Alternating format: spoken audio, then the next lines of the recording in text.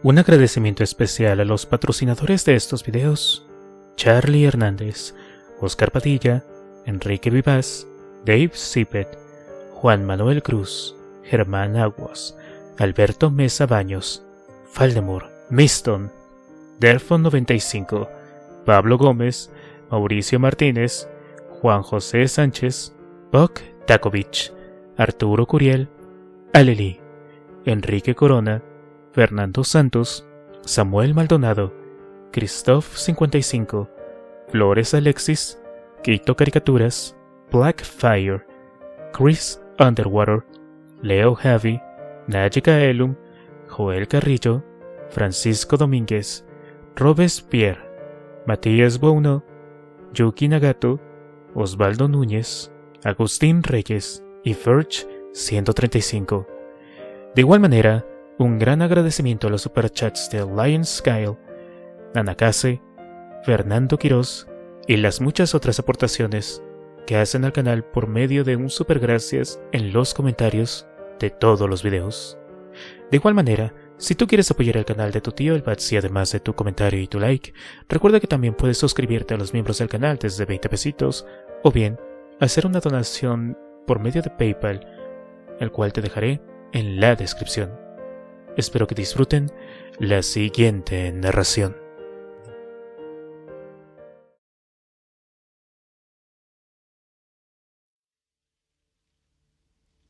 Capítulo 12. Fármacos. José Vázquez Morán estaba tendido al sol, vestido únicamente con un pequeño bañador negro. Sentía el delicioso e intenso calor sobre su cuerpo, y su mente estaba desocupada, jugueteando tan solo con las sensaciones que le llegaban del entorno. Cosas pequeñas en apariencia mundanas, pero que en conjunto representaban la antesala del mismísimo paraíso terrenal, o eso le parecía. La agradable textura de la toalla, el leve olor a sal que emanaba su piel, la fragancia sutil de la arena o el aroma embriagador del aceite bronceador. Olía además a aire limpio. Olía a verano. Abrió los ojos y se incorporó ligeramente apoyándose sobre los codos. A apenas 20 metros a la izquierda había una chica joven, rubia, resplandeciente, con el delicado cabello en complicados bucles sobre los hombros. Había vuelto la cabeza hacia el cielo, como si quisiera beberse todos los rayos solares de ella sola, y en sus labios rosados se dibujaba una sutil sonrisa que le daba un toque enigmático, a caballo entre traviesa y relajada. José recorrió la curva de sus hombros con ojos exploradores. Descendió por la delicada forma de su pecho desnudo y se detuvo brevemente en la meseta de su vientre liso. El sol revelaba una ligerísima capa de vello, delicado como la pelusa de un melocotón, que brillaba como hilos de oro sobre la piel firme y rosada. José consideró brevemente la idea de acercarse a ella y ver cómo iba la cosa a partir de ahí. Él mismo no tenía mal físico. Después de todo, y la vieja sonrisa de Vázquez no había perdido su misterioso poder, transmitido por herencia genética durante muchas generaciones, de las que él mismo tenía conciencia. Pero finalmente terminó por desechar la tentación. Estaba demasiado a gusto allí tendido, despatarrado y sin hacer nada, como para complicar las cosas innecesariamente. Así que descansó la cabeza otra vez, y una somnolencia tranquila empezó a apoderarse de él. Después de un rato, sin embargo, mientras un grupo de gaviotas levantaba el vuelo graznando alborotadamente, como colegiales a la puerta del fin de semana, escuchó una voz que llamaba. «¡Oiga!». Miró en dirección a la playa, y allí estaba la escultural rubia con un bañador rojo minúsculo y sus largas piernas parcialmente sumergidas en el agua del mar. Sacudió un brazo por encima de la cabeza, y su cuerpo alto y delgado le recordó al de una bailarina de ballet. «Oiga, usted». José miró hacia atrás, pero no en toda la playa, que se extendía hasta donde alcanzaba la vista. No había nadie más. Levantó un brazo y se señaló a sí mismo todavía dubitativo. «Sí, usted», llamó la chica. «¿Esto es suyo?». José, todavía atontado por el exceso de sol y medio somnoliento, tardó en reaccionar. Se puso torpemente en pie y empezó a caminar hacia la orilla. Allí la chica parecía una escultural porcelana de mármol emergiendo entre las olas, hermosa como una obra de Miguel Ángel, resplandeciente como una ninfa. «¿Esto es tuyo?», repitió ella, y José miró donde ella señalaba, y se encontró una extraña forma flotando a la deriva, meciéndose suavemente con el ir y venir de la marea. Tuvo que mirarlo un buen rato para entender qué era. Apenas una forma contrahecha, retorcida y húmeda, como un trozo de tela. Pero la villa a un lado le sacó de dudas. Era una pequeña mochila gris, desde luego, y no una cualquiera, sino una que ya había visto antes, en algún sitio. Pero de eso hacía tiempo. ¿O acaso fue en otro lugar o tal vez en otra época? Confuso, introdujo la mano en el agua y sacó la mochila, dejándola suspendida en el aire, con el brazo extendido. El agua chorreó abundante, cayendo como una catarata de diminutas gotas que brillaron como diamantes al sol. ¿Es suyo?, preguntó la chica. No lo sé, contestó José confuso. Y entonces detectó algo más. Una forma imprecisa que parecía dibujarse en el margen de su visión periférica. Se volvió y la figura que se definió de una manera contundente.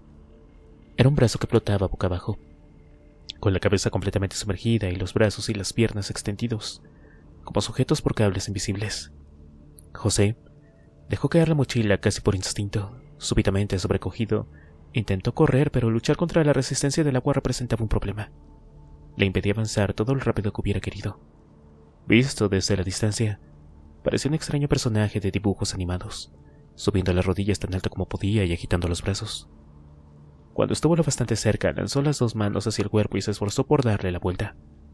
Estaba frío, y tuvo la desagradable sensación de que su tacto era esponjoso, pero de alguna manera consiguió sacarle la cabeza del agua. Entonces, dio un respingo. El ahogado levantó la cabeza hacia él, con la tez blanca e hinchada. La carne de la nariz había desaparecido casi completamente, como si un grupo de peces pequeños hubieran estado mordisqueándola con infinita paciencia. Los párpados estaban tan hinchados que, cuando se abrieron a la luz, un borbotón de agua resbaló por las mejillas y revelaron unos ojos oscuros como la brea y casi con la misma textura. ¿Por qué?, preguntó el ahogado lánguidamente, con una voz que parecía brotar entre coágulos. ¿Por qué me abandonaste? José intentó retroceder, pero no pudo moverse del sitio, fascinado y horrorizado al mismo tiempo. Quería recorrer en toda su mente todos sus recuerdos y reconocer a aquel hombre grande, incluso con el cabello corto arrancado a trozos irregulares, como el de un tiñoso, y los mórbidos labios contraídos apretados contra los dientes. Era alguien que creía haber conocido alguna vez, hacía mucho tiempo, o quizá... El apocalipsis, la pandemia. Era el padre Isidro. Susana. Un torrente de recuerdos sepultados cayeron en tropel sobre él. ¿Acaso era Towser? Te conozco, José, soltó Towser con unos ojos terribles y acusadores. Un mare magnum de odio brillaba en las tinieblas de su mirada. Tú fuiste quien me mató. José quiso gritar, pero ahora su viejo amigo se incorporaba sobre sus piernas, trabajosamente, y ganaba más y más altura. Dos manos blandas con la piel resbalando como chicle caliente se lanzaron hacia él y le tomaron por los hombros. Tengo el cólera, José, barbotó Towser. Su voz era acuosa y arrastrada. ¿Lo entiendes? El cólera, la tifoidea y también la tiña. Y quiero darte un poquito de tiña, José. El que la coge, la tiña. Y por fin, José lanzó un grito desgarrador, al tiempo que un trueno retumbante y poderoso se liberó en el cielo y desprovisto de nubes. José cayó hacia atrás, precipitándose por un abismo insondable en el que Towser gritaba en pos de él. Tú me abandonaste, José. Deja que te lo agradezca. Que te agradezca eternamente. José despertó, estremecido por su propio grito. Estaba sudando y se descubrió incorporado en su catre, con la respiración agitada. Susana estaba a su lado y en ese momento se daba la vuelta hacia él, con los ojos abiertos como platos. «Dios», exclamó ella mirándole con una mano en el pecho. ¿Qué pasa?», preguntó José balbuceante. Sus ojos se esforzaban por registrar con rapidez todo el entorno. Seguían el antiguo parador, ahora improvisado barracón importado de los campos de concentración nazis. La gente le miraba desde sus compartimientos miserables, aunque otros muchos miraban hacia la calle, con las manos recogidas en el regazo y ligeramente encorvados, como si estuvieran consumidos por el miedo. «Yo», dijo José, pasando el antebrazo por su frente cubierta de sudor. Solamente tuve una pesadilla. Carajo, José, exclamó Susana. Casi me matas del susto. Y bendito momento has elegido. ¿Yo? ¿Pero qué es lo que pasa? ¿Qué no lo oíste?, preguntó ella. Se sentó sobre el camastro, recuperando poco a poco el control sobre la respiración. ¿Oír qué? El disparo. ¿El trueno? Ahora que lo mencionaba, sí que había escuchado algo, aunque no conscientemente. El sonido del disparo se había entrelazado con el sueño, como suele suceder, y quizá debía agradecer al tirador el haberla arrancado de aquella pesadilla. No le sorprendió su contenido, por otro lado. De hecho, ya se sentía bastante mal por la muerte de Dowser, y sospechaba que a medida que pasara el tiempo se sentiría aún peor. Era una culpa que tendría que expiar cuando llegara el momento. Y aquella mierda sobre el cólera y lo demás era una recreación inconsciente a ese entorno insalubre en el que ahora se encontraban. Enfermedades como la disentería, que surgen cuando faltan las vitaminas esenciales, y todas las otras, le daban todavía más miedo que los propios zombies. Uno podía tener una muerte más o menos atroz en sus manos, pero al menos sería suficientemente rápida como la que tuvo Urigen o el propio Dowser. Sin embargo, la lenta agonía de las enfermedades degenerativas era algo que no podría soportar. Prefería volarse la tapa de los sesos, llegado el caso. Vaya, pensó con cierta pesadumbre. No hace falta ser Freud para darse cuenta de que estoy bien jodido. ¿Qué coño?, exclamó entonces, todavía con la voz pastosa y grave de quien acaba de despertar. ¿Quién fue el que disparó? Creo que lo vamos a averiguar muy pronto, dijo Susana. Un grupo de hombres salían en ese momento. Nunca se aventuraban fuera tan temprano, porque la temperatura a esas horas era realmente baja. Apenas 4 grados, aunque no les fuera posible decirlo con exactitud. Y preferían las horas del mediodía para moverse por el recinto. Pero el sonido de un disparo a aquellas horas era del todo inusual, y en los rostros de todos aquellos supervivientes danzaban los espectros de la duda, capitaneados por una sombra de miedo. Susana salió tras ellos y José se incorporó para seguirla. Antes de irse, echó un vistazo al resto del grupo, dispuesto alrededor.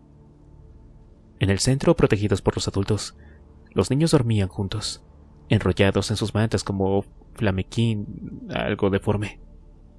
Isabel y Moses también seguían dormidos, compartiendo el lecho, aunque él empezaba a moverse lentamente, señal inequívoca de que comenzaba a abandonar el reino de Morfeo. Aquel tipo nuevo que había llegado con Aranda, Sombra, todavía era capaz de lanzar pesados ronquidos al aire. «Bendito hijo de puta», pensó con cierta envidia. Él mismo había pasado una noche terrible, despertándose a cada instante, bien fuera por el frío, o bien por los ruidos que llenaban la sala, desde toses enfermizos o pedos furtivos, cuyo sonido se prolongaba durante varios segundos antes de morir. Quizá por eso sentía los ojos ardientes y arenosos, como si de un momento a otro fueran a chirriar mientras giraban en sus cuencas. La última cama estaba vacía, la del extranjero cuyo nombre se le escapaba siempre por mucho que se lo repitiera. Tucar, Júcar, algo así. Pero no lo extrañó. Los extranjeros hacían cosas raras, como levantarse a horas impronunciables cuando no hacía maldita falta. «Por Dios, ¿vienes o no?», preguntó Susana desde la puerta. «Sí, ya voy», soltó José. Se puso las botas tan rápidamente como pudo y salió tras ella. José pensaba que probablemente un disparo podía significar que alguno de los espectros había acercado demasiado al muro, o había encontrado alguna forma de suponer un problema en alguna parte. Tanto le hubiera dado quedarse durmiendo, se decía, si aquellos soldados no permitían a los civiles portar armas. Si encontraban zombies dentro del recinto, si alguno de ellos moría durante la noche y abría los ojos a la pesadilla de los no muertos. ¿Qué alternativas reales tenían? «Fue por ahí», dijo uno de los hombres. Era una voz débil, casi aniñada. Caminaba encogido, arrastrando los pies con los puños cerrados y los dedos pulgares apresados en ellos. José tuvo una sensación extraña mientras lo miraba con cierta pesadumbre, porque ya había visto antes a otros caminar como ellos, las mismas miradas ausentes y casi el mismo andar desgarbado a los muertos vivientes. Desde la distancia no tardaron mucho en ver lo que estaba fuera de sitio. Era un hombre, un caminante, tirado en el suelo junto a un aparatoso charco de sangre. Los hombres no parecían capaces de avanzar más rápido, pero José y Susana se miraron brevemente y empezaron a moverse con mucha más rapidez, dejándolos atrás. Susana lo reconoció primero. «Es el finlandés», exclamó, avivando la marcha. Ahora que Susana lo decía, José creía reconocerlo también. Estaba caído en el suelo, con el pantalón envuelto en una mancha oscura. Cuando llegaron concentrados como estaban con Júcar, no vieron la perentoria línea amarilla ni el cartel que prohibía el acceso a los civiles. «Oh, no, vienen más allí», murmuró el soldado más joven.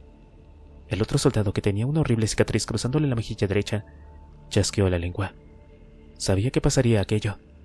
Sabía que vendrían algunos de los otros alertados por el disparo, pero no esperaba que llegaran tan rápido. Apretó los párpados para enfocar mejor a la distancia. ¿Quiénes eran aquellos tipos?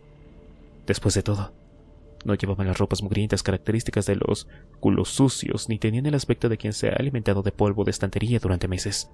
Al contrario, el hombre parecía bastante atlético, y a ella se le veía en buena forma también. Los vio cruzar la línea a la carrera y detenerse junto al hombre caído en el suelo. «Oh, no», dijo el joven, mirando de reojo a su compañero. Sabía lo que decían las directivas sobre violaciones consecutivas del perímetro.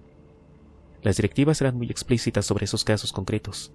Un disparo, y no uno de aviso en las extremidades, sino uno mortal. En los días que les había tocado vivir, eso significaba en la cabeza. Eran, desde luego, la única forma de asegurarse de que el enemigo no iba a levantarse de nuevo. «Me cago en la puta», soltó Cicatriz, ajustando el rifle para disparar de nuevo. «No, espera», pidió el joven. «Solo van a llevárselo. Solo quieren llevárselo». «¡Cállate, mierda!», gritó Cicatriz, llevándose el rifle al hombro y ladeando la cabeza para apuntar. «¡Que esperes!», chilló el joven de nuevo. Le había puesto la mano en el brazo, forzándole a bajar el rifle. Cicatriz se lo sacudió de encima, haciendo girar todo el torso como parte de un complicado acto reflejo, algo que había ido educando desde que se hicieron soldados profesionales. Hacía más años de los que podía recordar. «¡Cruzaron ya la puta línea!», gritó entonces Cicatriz, con el rostro encendido por una furia que crecía burbujeante en su interior. En los viejos tiempos hubiera necesitado varias rondas de alcohol para encenderse de aquella manera, pero las cosas habían cambiado un poco en los últimos meses. «Mira, solo escúchame. Solo quieren llevárselo», exclamó el joven mirándole fijamente a los ojos. «¿Qué mierda te pasa? Las órdenes son las órdenes. Es la directiva más importante, hijo de puta. No vacilar». Pero el joven miraba ahora más allá de la barricada, con una media sonrisa dibujándose lentamente en su cara. Casi estaba hecho. El hombre había tomado al abatido por las axilas y la mujer por los pies, y juntos empezaban a llevárselo. Unos pasos más y estarían otra vez más allá de la puta línea. Ya está», exclamó entonces respirando aliviado. «¿Lo ves?», añadió mirando a Cicatriz. «Solo querían llevárselo». Cicatriz le miró como si estuviera contemplando un auténtico fenómeno de circo. Un caballo hablador le habría provocado menos estupor, pero el joven estaba satisfecho.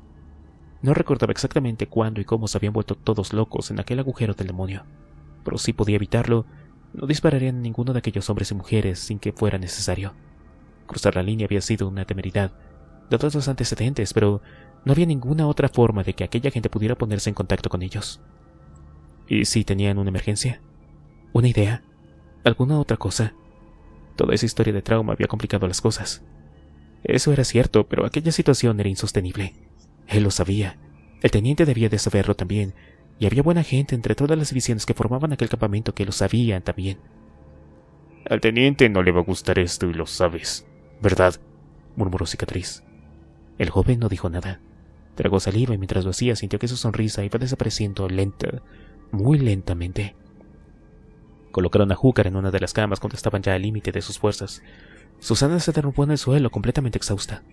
Apenas soltó el peso muerto. Un dolor lacerante le subió por los hombros y los tríceps, intenso como una descarga eléctrica. José tenía más resistencia, pero no recordaba un esfuerzo igual desde que el padre Isidro irrumpió en Carranqué con todo su espantoso séquito. Pensaba ahora que el finlandés había tenido suerte. No creía que ninguno de aquellos hombres hubiera sido capaz de moverlo hasta allí ni en 1.000.000 de años. Abraham había salido a su encuentro, pero tan pronto descubrió lo que estaba pasando volvía a desaparecer. Cuando regresó de nuevo traía las sábanas más limpias que pudo encontrar, las cuales desgarraron y convirtieron en improvisados vendajes. Susana había hecho un torniquete en la pierna, a 3 centímetros de la herida, y ésta apenas sangraba.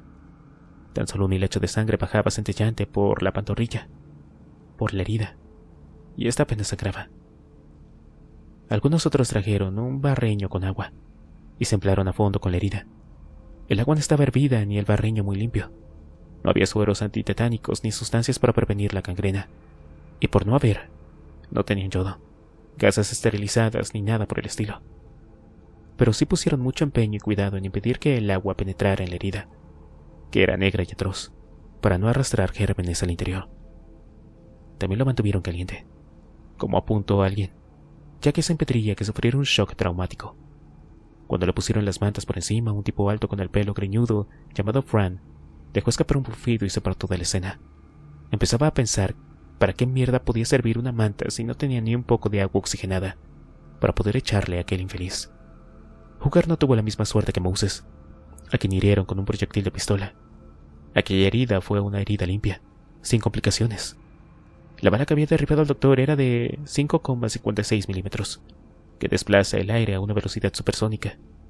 Ese aire penetra posteriormente en el cuerpo, siguiendo al proyectil y genera una cavidad importante, destruyendo venas, arterias y cualquier órgano que encuentre en su camino. Los hace explotar. Los esparce como la mierda fresca arrojada contra un potente ventilador. Su amigo no está bien, anunció Abraham al grupo, con bastante gravedad.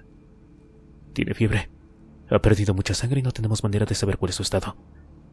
No ha recuperado la conciencia. No tenemos betadine, disodine ni nada por el estilo. Y eso es esencial.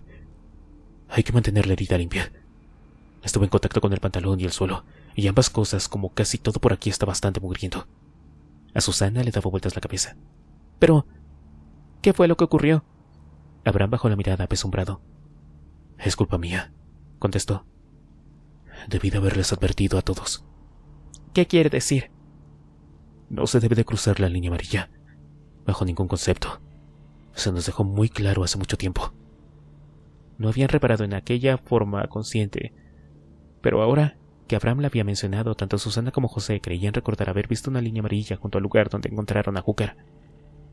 ¿Es una barrera? ¿Una línea? ¿Qué coño? Así es. Es la frontera.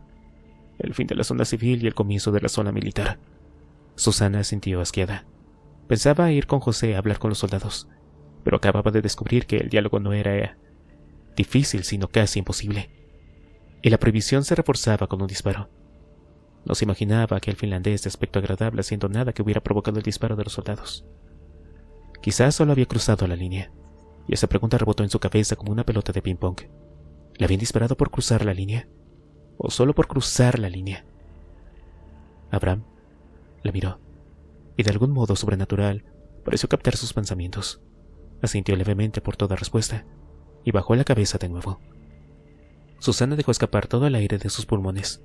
En su interior, una suerte de rabia ciega y atronadora germinaba, evolucionando como un mar tempestuoso. Alba despertó bruscamente, espoleada por la algarabia que la llegada de Hooker provocó en la sala. Había dormido el sueño profundo y reparador de quien está exhausto, sin sueños, y nada más abrir los ojos miró alrededor confusa, sin recordar siquiera dónde estaba. Pero la confusión pasó rápidamente. Seguía en aquel lugar extraño donde todos los adultos dormían juntos. Aquellos adultos le provocaban reacciones encontradas. Ya había visto gente como aquella antes. Cuando era más pequeña, su madre la llevaba a ver a su abuelito y que vivía en una especie de hospital bastante grande donde casi todo el mundo era abuelito de alguien. El sitio no le gustaba para nada, porque veía en la cara de su abuelo que tampoco deseaba vivir allí. A ella no le extrañaba. Todo olía a medicinas, hasta las sábanas de la cama, y por todas partes había médicos y enfermos, vestidos de blanco, o de un color entre verde y azulado, que transportaban cosas como bandejas de plata con montones de algodones blancos e inyecciones, cajas y cajas de pastillas y cosas aún más extrañas y desagradables. Siempre que se iban, su abuelita les despedía con lágrimas en los ojos, y aunque forzaba una sonrisa en su cara poblada con una barba grisácea, ella sabía que no era como cuando mamá lloraba viendo una película en la televisión. Era algo muy diferente. Sabía que lloraba porque en el fondo le hubiera gustado irse con ellos. Al abuelito no se le puede traer cariño, decía su madre. Necesita cuidados especiales que no podemos darle en casa. Aquella gente era como los abuelitos de ese lugar.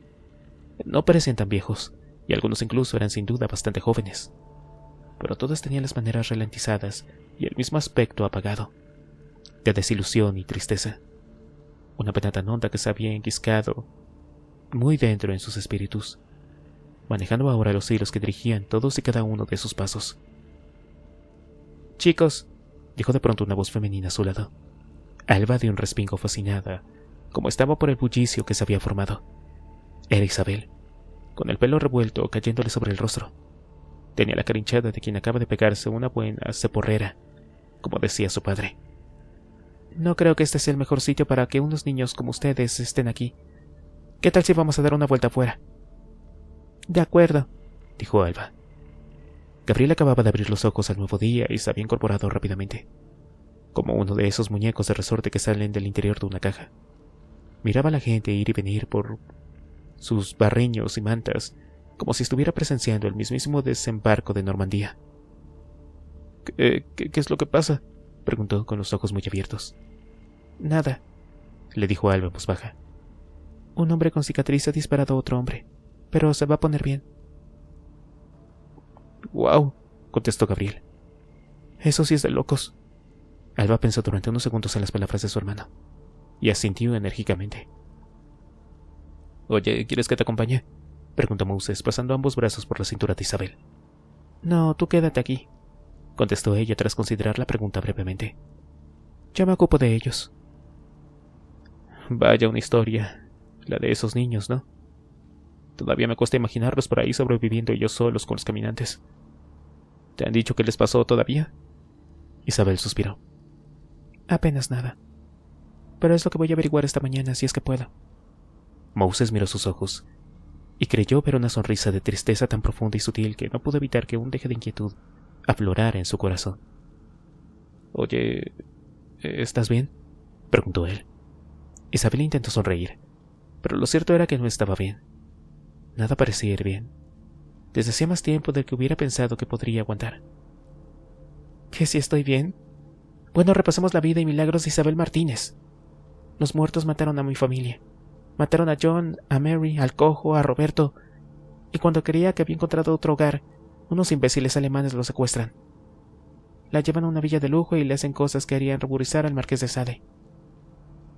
Y cuando consigue escapar, Sink Bomb, su hogar se ha convertido en una ruina humeante y casi toda la gente que conocía está muerta.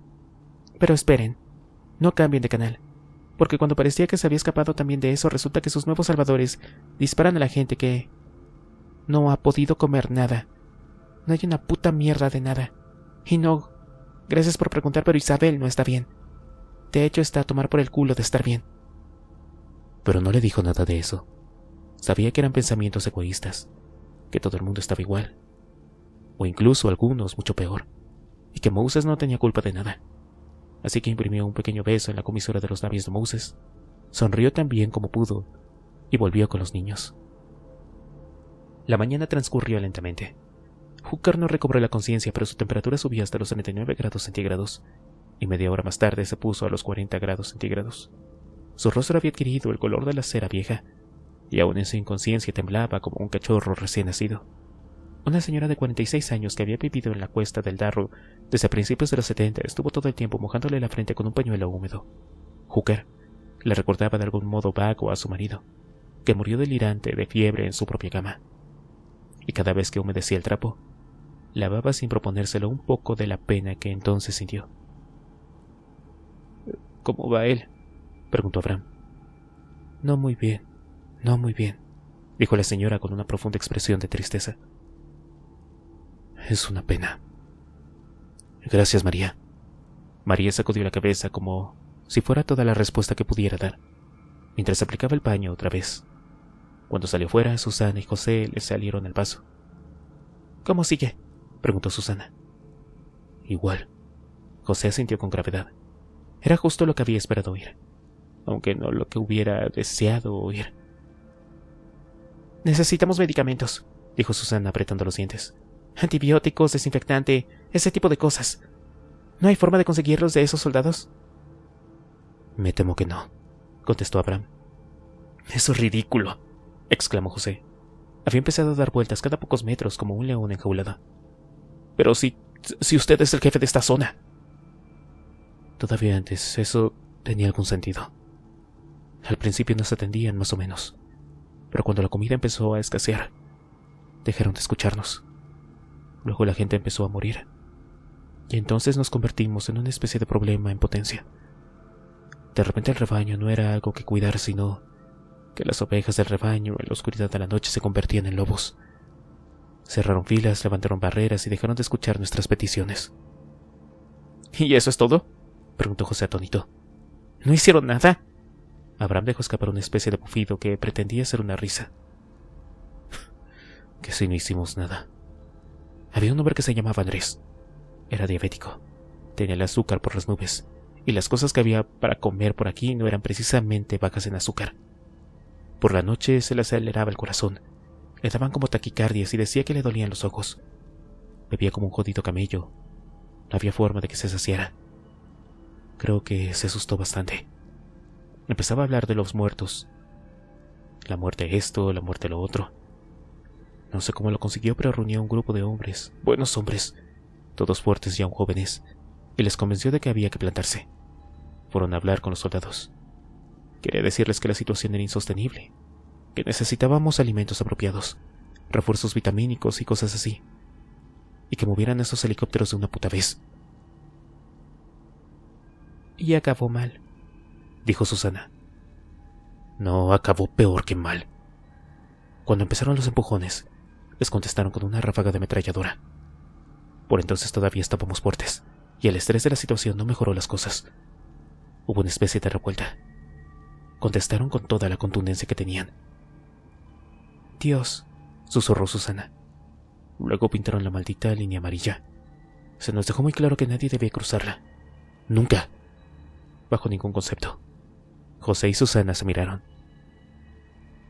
Pero escuche, debe de haber alguna manera de hablar con alguien, ¿no?, dijo José. Tenemos un amigo con ellos. Vino en el otro helicóptero. Él puede solucionar nuestro problema. Podría ir a la ciudad y traer todo lo que necesitamos. Carajo, hasta podría volver conduciendo un puto camión lleno de donuts si quisiera. ¿De qué estás hablando?, preguntó Abraham. Él tiene un don especial, intervino. En ese momento Susana. Él puede caminar entre los muertos sin que se le vea. Coño. Hasta podría echar una meada encima de uno de ellos. O al menos eso imagino, ¿no? Sí, o vestirlos con un tutú rosa.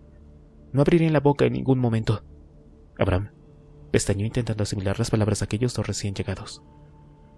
¿Están hablando en serio?, preguntó, como si no necesitara una respuesta para saber que hablaban en serio. No se hacían bromas sobre esas cosas. Ni se le ocurría forma alguna de que pudieran haber pensado en algo semejante si no lo hubieran visto con sus propios ojos.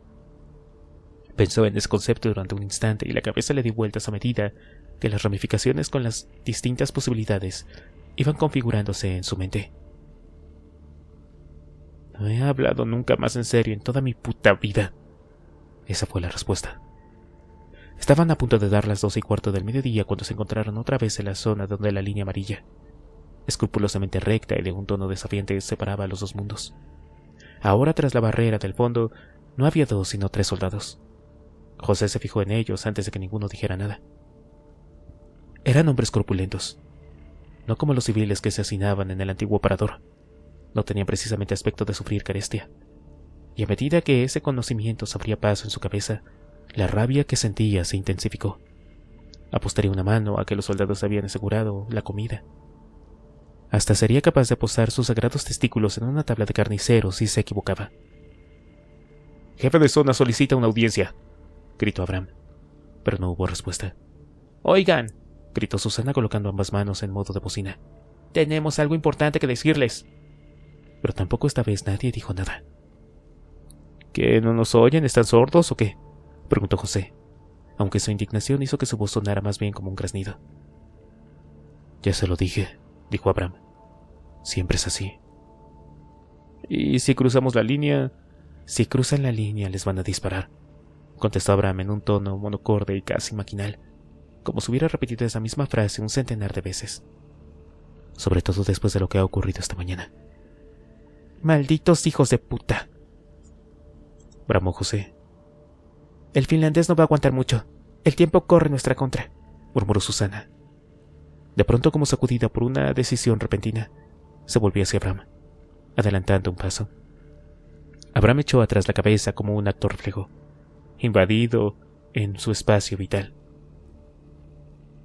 «Dígame que tiene armas», finalmente dijo. Capítulo 13. Roña. Muñinador. Habían caminado casi 4 horas sin pausa cuando de improviso escucharon el sonido inconfundible de un disparo. ¿Pero qué mierda fue eso?, dijo Javier mirando alrededor. Pero el sonido flotaba en el aire, impreciso, y el eco se extendía por todas partes a ambos lados de la carretera. Víctor giró sobre sí mismo, intentando captar la esencia del eco para determinar la fuente, pero descubrió que era imposible. Un disparo, musitó Víctor frunciendo el ceño. Eso es seguro, amigo. Como que la mierda baja por el retrete. Un segundo disparo llenó el aire alrededor, poderoso pero aún lejano.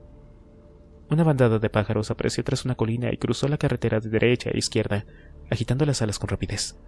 En mitad del vuelo, unos cuantos se separaron del grupo principal y tomaron repentinamente otro rumbo. «Mira», señaló Javier. «Sí, están huyendo. Huyen de los disparos», dijo Víctor pensativo, más para sí mismo que como comentario. «Sí, contestó Javier. Víctor no lo veía, pero mientras seguía con la mirada a la nube de pájaros, tenía esa expresión bobalicona que a veces le caracterizaba. Era como si perdiera el control de sus músculos faciales al concentrarse en algo, como si su cerebro no pudiera coordinar 2 tareas a la vez. ¿Crees que pueda ser alguna... o alguien, mejor dicho, cazando pichines? Ya sabes, para comer». Un tercer disparo rasgó el aire, transportando un reflujo de eco que lo mantuvo en el aire durante algunos segundos. Pichines para comer. Víctor no lo creía. Nadie en su sano juicio provocaría un ruido de 1000 partes de demonios para intentar cazar un escuálido pajarillo, con más huesos que enjundia. El riesgo era tremendo, porque sonidos como aquel podían alertar a cualquier zombi que hubiera en los alrededores. Si bien era cierto que en aquella zona manifiestamente rural, el número de esas cosas era ridículamente bajo. Con la notable excepción del senderista, en las últimas 4 horas no había visto absolutamente a nadie, vivo o muerto. Encontraron un par de autos abandonados y en uno de ellos hallaron restos de comida podrida, bollos resecos, una decena de latas de refrescos vacías y 4 cartones de Marlboro Light. Pero eso había sido todo. Incluso el paseo había sido agradable. Uno casi podía olvidar todo el horror que se escondía en las zonas más pobladas y disfrutar del camino y del sol en la cara. Por descontado, ninguno de los autos tenía ni una gota de gasolina. Imaginaba que las estaciones de carretera habían sido, hace tiempo, vaciadas, agotadas, por toda la gente que deambulaba de un sitio a otro, y las que estaban instaladas cerca de la población eran sencillamente inalcanzables, porque allí los muertos deambulaban a sus anchas. Imaginaba que los autos en circulación se iban quedando poco a poco sin combustible, y sus propietarios echaban a andar. ¿Qué había sido de ellos? No lo sabía, pero su mente jugueteaba con múltiples escenas atroces, donde tipos como el senderista eran los protagonistas indiscutibles. Un cuarto y un quinto disparo brotaron desde la parte posterior de la colina, como para confirmar su reflexión. Pichines para comer. O ese alguien tiene una puntería de mierda o está dispuesto a llenar el saco para la cena. Pero Javier se había vuelto, con un dedo levantado. Tenía los dedos y los ojos ausentes, como si estuvieran concentrados en escuchar. Y Víctor se quedó quieto, mirando un punto indeterminado del asfalto, concentrado en el silencio que los rodeaba. Inmediatamente se dio cuenta de que, entrelazado con el poderoso silencio del campo, había un caudal de sonidos ocultos, tan apagados que casi eran inaudibles, pero definitivamente eran sonidos de voces, o tal vez gritos. El viento que soplaba hacia el este no ayudaba a transportarlos. «Coño», exclamó Javier. «¿Son gritos? ¿Voces?» «Ni puta idea, joder». «¿Vamos?», preguntó Víctor dubitativo. Javier no contestó inmediatamente. Víctor se imaginó sus 2 neuronas intentando ponerse de acuerdo, anegadas por la vacuidad insondable de su cabezota, utilizando un complicado lenguaje binario, pip y pop, como señales luminosas encendiéndose y apagándose intermitentemente. «Yo diría que no». «No, amigo, mierda. Mejor no», dijo al fin. «¿Y si es alguien que necesita nuestra ayuda?» Javier le miró con su vieja expresión de desconcierto. «¿Qué?» «Que se jodan, amigo. De eso va todo esto, ¿no?» Víctor no encontró arrestos para contestar. Demasiado bien sabía de qué iba todo aquello. Claro que sí. no habrían llegado hasta allí si hubieran ido haciendo de buen samaritano, como aquella vez con la chica que les pidió ayuda desde una ventana, o el hombre encerrado en aquel bar de mala muerte. Con Fátima, la camarera cercenada, y Jorge, el infame cocinero de la herida recalcitrante.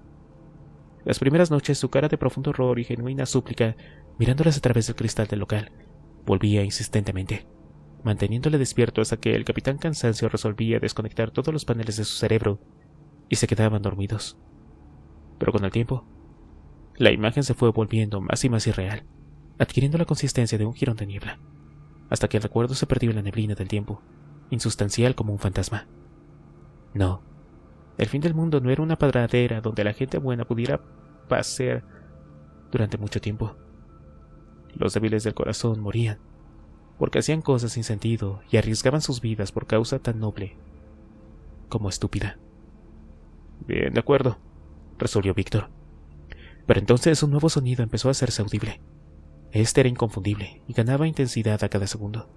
Era el sonido de un vehículo de motor funcionando a toda potencia, ronco y vibrante. Allí, de pie en mitad de la carretera, intercambiaron una mirada de alerta.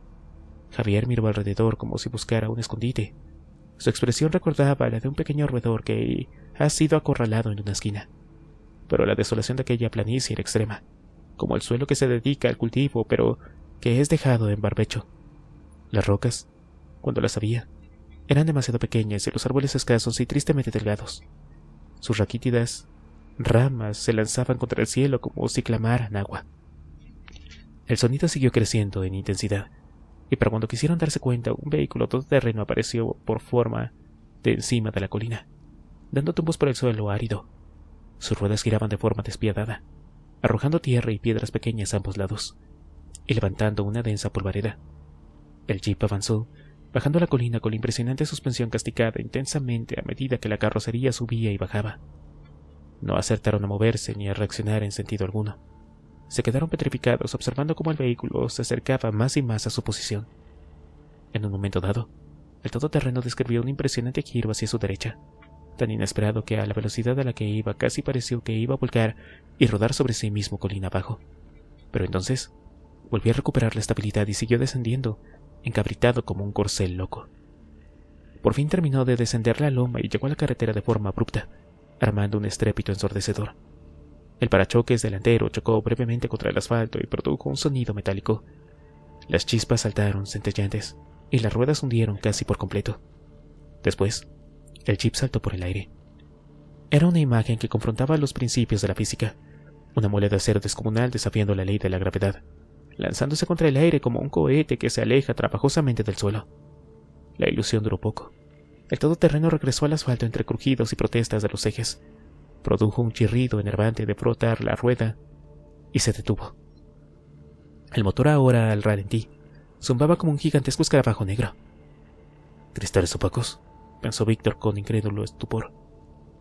«Como los capos de la mafia, como los famosos que van del aeropuerto en sus villas privadas en esos coches negros. ¿Ese tipo de cristales opacos?».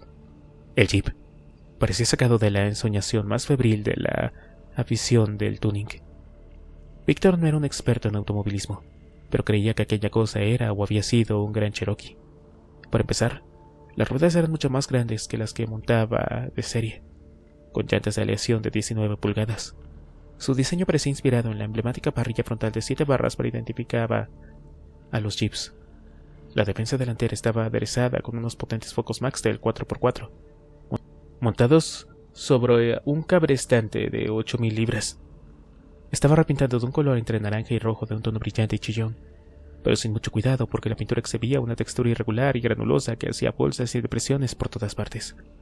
Eso, unido al hecho de que había trozos reparados con masilla y fibra de vidrio que creaban una especie de laguna blanca, le daba un aspecto como de abandonado u oxidado. La parte de atrás había sido cortada y retirada, y en su lugar habían sido empleados una jaula fabricada con barras de acero ligeramente deformadas. En el lateral se leía una misteriosa palabra: roña, adornada con una burda calavera. Pero había algo más, algo en lo que no había reparado hasta ese momento. Fue el movimiento captado con la visión periférica el que alertó a Víctor. Lo que se movía quedaba a unos 3 metros del todoterreno, separado y sujeto por una serie de cadenas. Al principio le costó reconocer lo que allí se movía tan trabajosamente, una suerte de forma sanguinolenta, un revuelto surrealista de miembros, o al menos de algo de aspecto orgánico. En un momento dado reconoció la mitad de una cara, con un único ojo abierto de par en par en medio de un mar de sangre y hueso. La otra mitad resultaba aún más atroz precisamente por su ausencia. La carne había sido arrancada, como si algo o alguien lo hubiera raspado con una lima, y el cráneo asomaba, deforme e irreconociblemente, quebrado por múltiples partes. Esa visión aterradora se extendía como la cola de un traje de novia, y en su parte final despuntaban extremidades descarnadas, amasijos irreconocibles de sangre y vísceras, centelleantes bajo la luz del sol. Una especie de tubo de un color desvaído se extendía como una serpiente sinuoso en medio de un rastro sangriento. Víctor se llevó una mano a la boca. Al menos había 3 restos humanos mezclados, atados a las cadenas por las muñecas. Estaban destrozados por la fricción contra el suelo y las rocas, pero todavía se movían, como si estuvieran proyectándose una película a cámara lenta. Inmediatamente, le trajo recuerdos de algo que había visto antes: el nacimiento de un mosquito en un documental de las 2. Surgió de una manera casi espectral del interior de una pupa que flotaba en una charca. Fue un nacimiento extremadamente lento, y la manera en la que escapaba de la jaula de su concepción se asemejaba bastante a la forma en la que aquellos pobres diablos se movían, desplegando sus extremidades con lentitud y como un dolor. «¡Mierda!», exclamó Javier, solo que lo dijo arrastrando mucho la primera sílaba, de forma que sonó algo parecido como «¡Mierda!». Pero entonces la puerta del conductor se abrió de repente, sacándoles de su estupor. Víctor dio un brinco sin poder evitarlo. En sus brazos, los poros de la piel se llenaron de puntos blancos, gordos e hinchados como huevos de insecto. Una bota de goma gruesa y sin demasiados aderezos asomó del interior del auto y se posó en el asfalto. Estaba cubierta de latigazos de suciedad. Después, un hombre corpulento tocado con un gorro de mimbre bastante maltrecho descendió del vehículo. Parecía muy bronceado, tanto que Víctor pensó vagamente en latinos, quizá de México. Su nariz era grande y ganchuda, y sus labios finos estaban curvados por una enigmática expresión que bien podría querer ser un atisbo de sonrisa. En la mano llevaba un arma. Ni Víctor ni Javier entendían gran cosa de armas, pero parecía una escopeta de corredera, como las que tantas veces se veían en las películas. En ese momento un segundo hombre descendió por el asiento del copiloto. El señor bronceado ya parecía bastante malo, en el caso de las que las cosas se pusieran mal, pues era alto y grande, y sus brazos estaban recorridos por músculos bien contorneados, pero el otro hombre era aún peor. Tenía el tipo de rostro que uno esperaría encontrar en el archivo fotográfico de los delincuentes más buscados de cualquier comisaría. Ese tipo de expresión que te hace encoger las pelotas cuando te encuentres en una calle solitaria, de noche. Su mirada era torva, sus rasgos duros, y en su mano llevaba otra arma. Algún tipo de rifle de cañón largo y delgado, como uno de esos rifles de caza que habían visto alguna vez en alguna parte. «Vaya, hombre», dijo el latino. Su voz profundamente grave y aguardentosa sonó a los oídos de Víctor como el ladrido de un perro.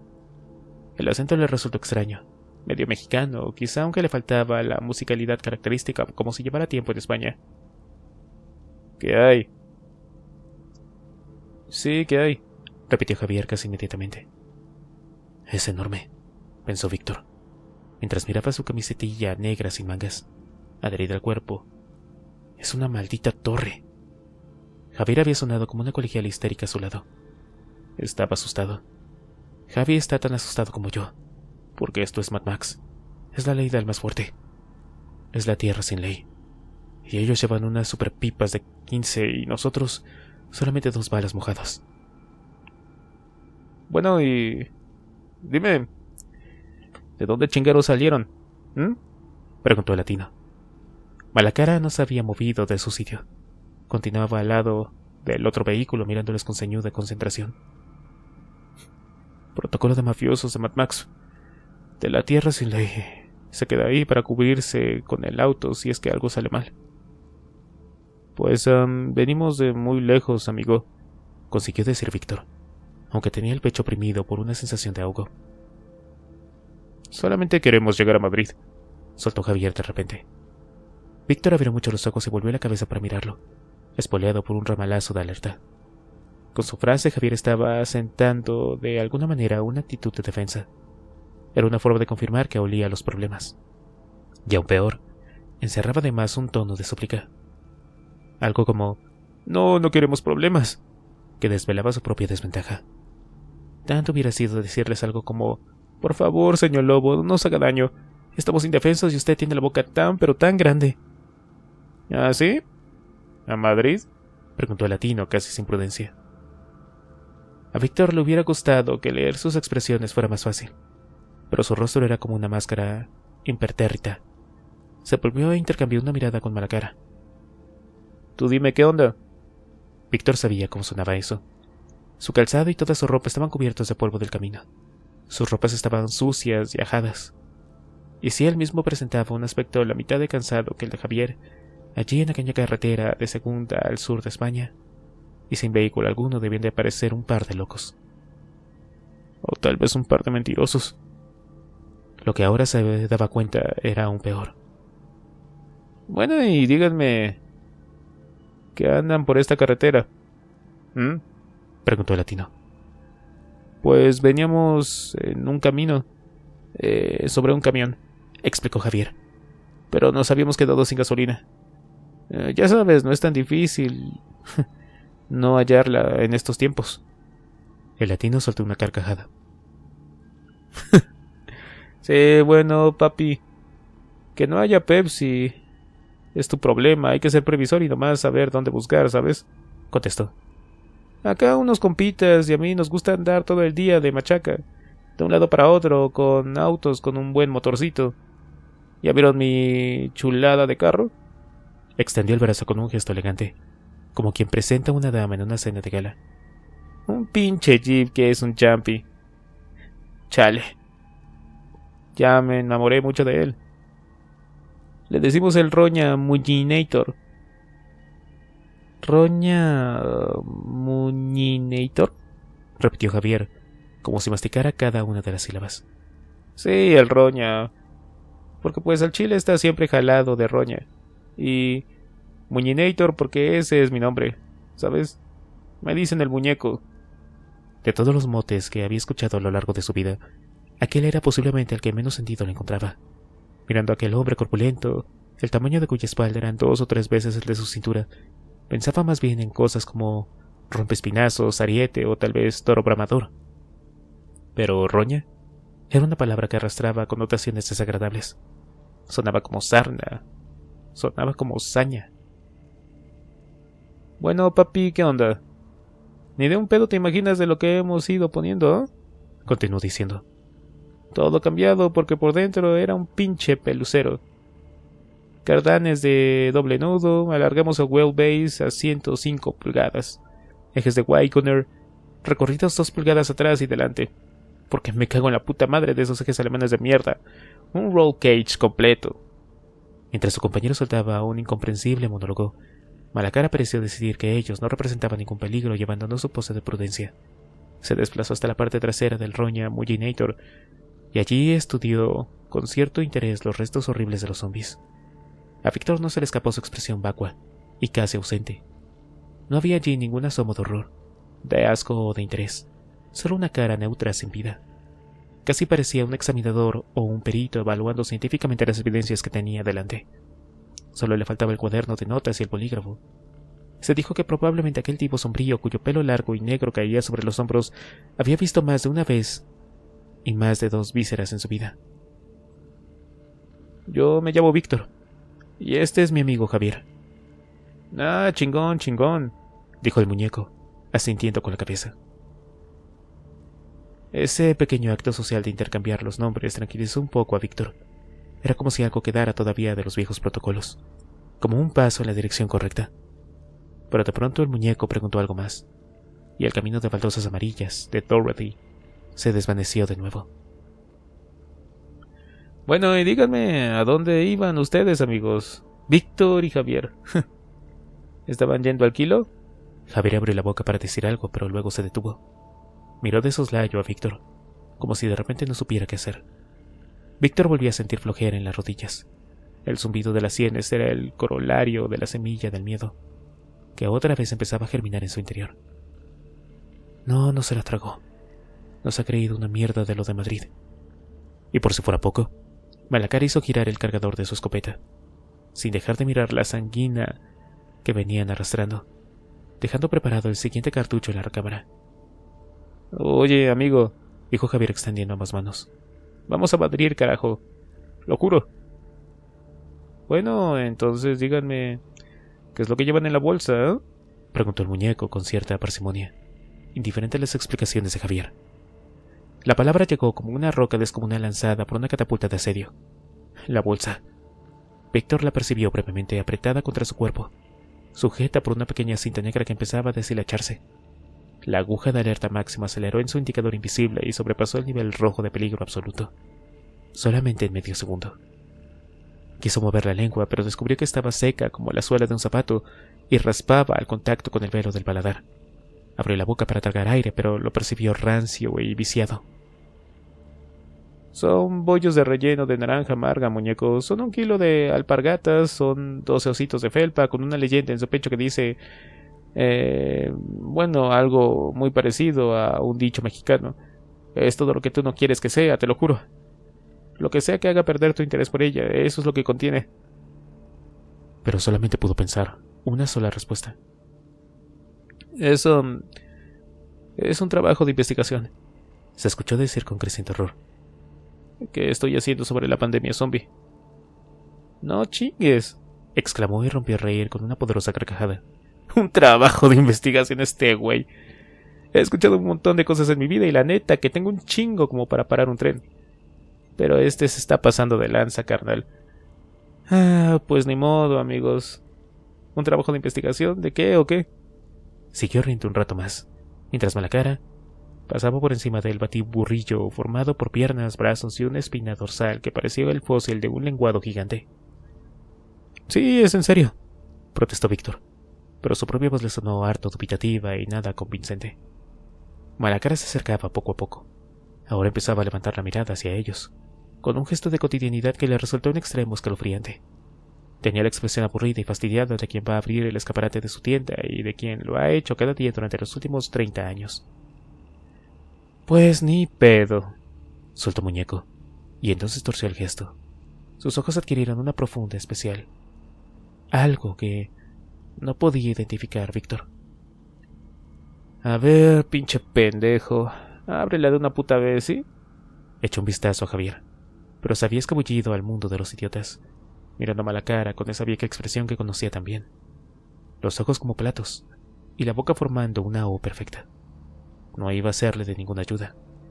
Víctor depositó la bolsa en el suelo, descorrió la cremallera y hurgó en su interior. Sacó 2, 3, 4 cuadernos de varios tipos y tamaños, y se los enseñó con maneras lentas y elegantes, como un prestidigitador que acaba de extraer un conejo de una chistera. «¿Lo ves?», decía. «Solo cuadernos, por el amor de Dios, solamente son cuadernos». El muñeco no parecía impresionado por lo que estaba enseñando, y Víctor introdujo la mano otra vez. En el lateral de la bolsa, las siglas CK despuntaban a la luz del sol como si fueran reflectantes. Entonces, palpó algo bien distinto. El mango de un arma. Sus ojos se tallaron brevemente, con la idea de sacarle y soltarle un tiro a Malafollada y a su amigo. Joderlos a los dos. ¿Podría hacerlo lo bastante rápido, sin embargo? ¿Sería capaz de no fallar? Su mente trabajaba febrilmente con las piezas de una ecuación con demasiadas variables en contra, y una de ellas eran las balas mojadas.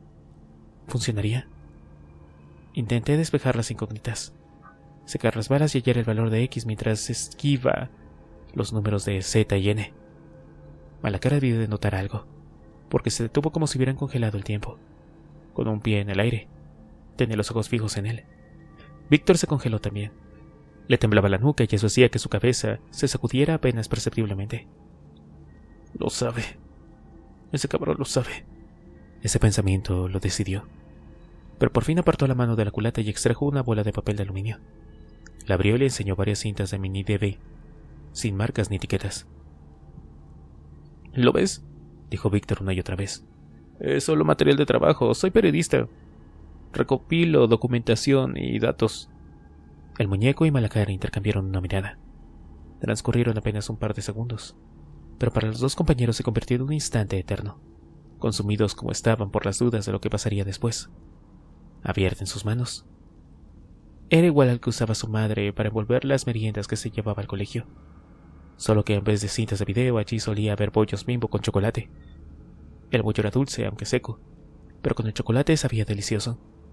Y muchos de los otros niños lo codiciaban, porque la alternativa era unos panes resecos empastados con mantequilla que repartían en el colegio por las tardes, de un sabor tan extraño e intenso que su olor se quedaba pegado a uno durante muchísimas horas.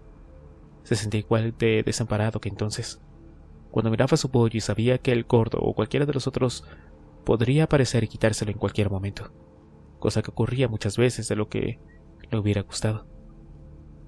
Y como si sus peores temores fueran a hacerse realidad, el latino empezó a avanzar hacia él dando grandes zancadas. Javier siguió su movimiento sin mudar su expresión. Cortocircuito, pensó Víctor sin poder evitarlo, quizá para distraer su atención y aliviar así su propio miedo. Al tipo le ha dado un cortocircuito neuronal y se ha quedado así para siempre. Cuando el latino estuvo a su lado, Víctor se dio cuenta de lo grande que era en realidad. Prácticamente le sacaba una cabeza. Y él nunca había sido bajo. Y su arma, el arma también era enorme. Y los cañones parecían repintados de negro, o quizá habían sido engrasados recientemente.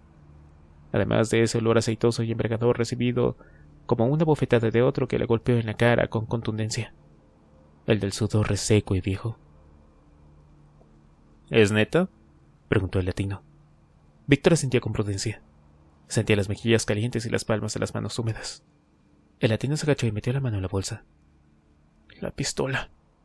Va a encontrar la pistola, pensó, al borde del desmayo. Pero cuando se incorporó de nuevo no llevaba el arma, sino uno de los cuadernos. La tapa estaba manchada con un rastro de café y recordó cuando estaba trabajando en él. En Nigeria, en el Chad. No lo recordaba. Toda aquella mierda de sitios le habían parecido iguales. El latino se acercó al cuaderno, a los ojos, como si tuviera problemas de visión. Sus labios se movieron, pero sin emitir ningún sonido, mientras leía para sus adentros algunos pasajes. En un momento dado arqueó una ceja y siguió leyendo con los ojos a escasos centímetros de las páginas. ¡No chingues! El muñeco se quitó el sombrero de mimbre y se rascó la cabeza pensativo. Pues igual y es neta lo que dice este vato, ¿eh? ¿Cómo lo ves? Ni de pedo me hubiera imaginado esto en un chingo de años. Malacara no dijo nada. Su rostro seguía siendo tan inescrutable como lo había sido hasta ese momento. ¿Y van para Madrid, eh?, preguntó. Víctor asintió. El latino dejó caer el cuaderno en la mochila. Pero no pueden ir andando o a pata, así lo sabe, ¿no? No te preocupes. Encontraremos una solución. No en esta zona, mi amigo el chingón, exclamó Muñeco. El hedor de su sudor empezaba a ser insoportable. Todo lo que aún andaba ya lo agenciamos nosotros, y de las gasolineras nos ocupamos también. Ni modo, ya se chingaron. Víctor iba a añadir algo, pero el muñeco retomó el hilo de su monólogo. Mira, se me vino una idea bien chingona. ¿Quieres guacharla? Los llevamos donde tenemos algunos vehículos, ¿eh? En el Roña los llevamos. No son tan chingones como el Roña Muñidador, pero no mamen. Ya les van a servir. Víctor no contestó, incapaz de decidir si aquello era buena o mala idea. ¿De verdad quería viajar con mala hostia, hijo de Dor de los cojones? Miró la bestia híbrida bastarda, desmontada y vuelta a montar hasta que en sus partes más íntimas. Una especie de zombie en sí mismo, muerto y vuelto a la vida a base de cambiarle tripas, fea, brutal, oxidada e irreparada en partes, pero al mismo tiempo salvajemente potente. ¿Le vas a decir que no? ¿Rechazarás el té en la casa de la bruja? Ven a mi salón, dice la araña, pero si no entras en el salón te atravesará la araña con su aguijón de cañones recortados. Te arrancará la cabeza con un rápido movimiento de brazos y te colgará de las cadenas, con el resto de los pinches putos que ha ido arrastrando durante Dios sabe cuántos kilómetros. Víctor asintió, incapaz de pronunciar lo que su cerebro no quería decir. Pues ya suban a la jaulita, chingones, que les llevamos a nuestro deshuesadero, ¿eh? Ya verán la neta de cochecitos lindos que les vamos a mostrar. Mientras cerraba de nuevo la bolsa y subían a la jaula, Víctor agradeció que Javier estuviera como en trance. Parecía limitarse a copiar sus movimientos mirando a los hombres, con la boca abierta. Se instalaron en la parte de atrás sentándose sobre unas latas de combustible sobre el suelo, el cual estaba cubierto de una sustancia pringosa que parecía adherirse a las suelas de las botas. Víctor pensó que quizá fuera una mezcla de cerveza y algo más, a juzgar por la cantidad de latas vacías que había allí acumuladas. El muñeco se sentó en el asiento de delante y aceleró el motor, que bramó como una bestia primitiva, ronca y salvaje. Y cuando Malacara pasó a su lado para ir a su asiento, De pronto levantó la culata de su arma y le asestó un contundente golpe a Javier, a través de los barrotes medio oxidados de la jaula. Congelado por el estupor, Víctor vio cómo Javier caía a un lado, lacio como una muñeca de trapo. Se quedó apoyado contra el suelo de una forma surrealista que a Víctor le trajo la imagen de un personaje de dibujos animados, con el trasero en pompa y los brazos a ambos lados, como si acabara de quedarse dormido.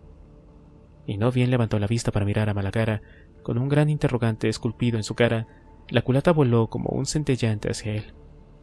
Apenas si tuvo tiempo de cerrar los ojos. ¡Pum!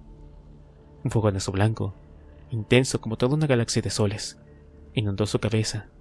Se sintió resbalar hacia un lado mientras la risa lejana y aguardentosa del latino incendiaba su mente.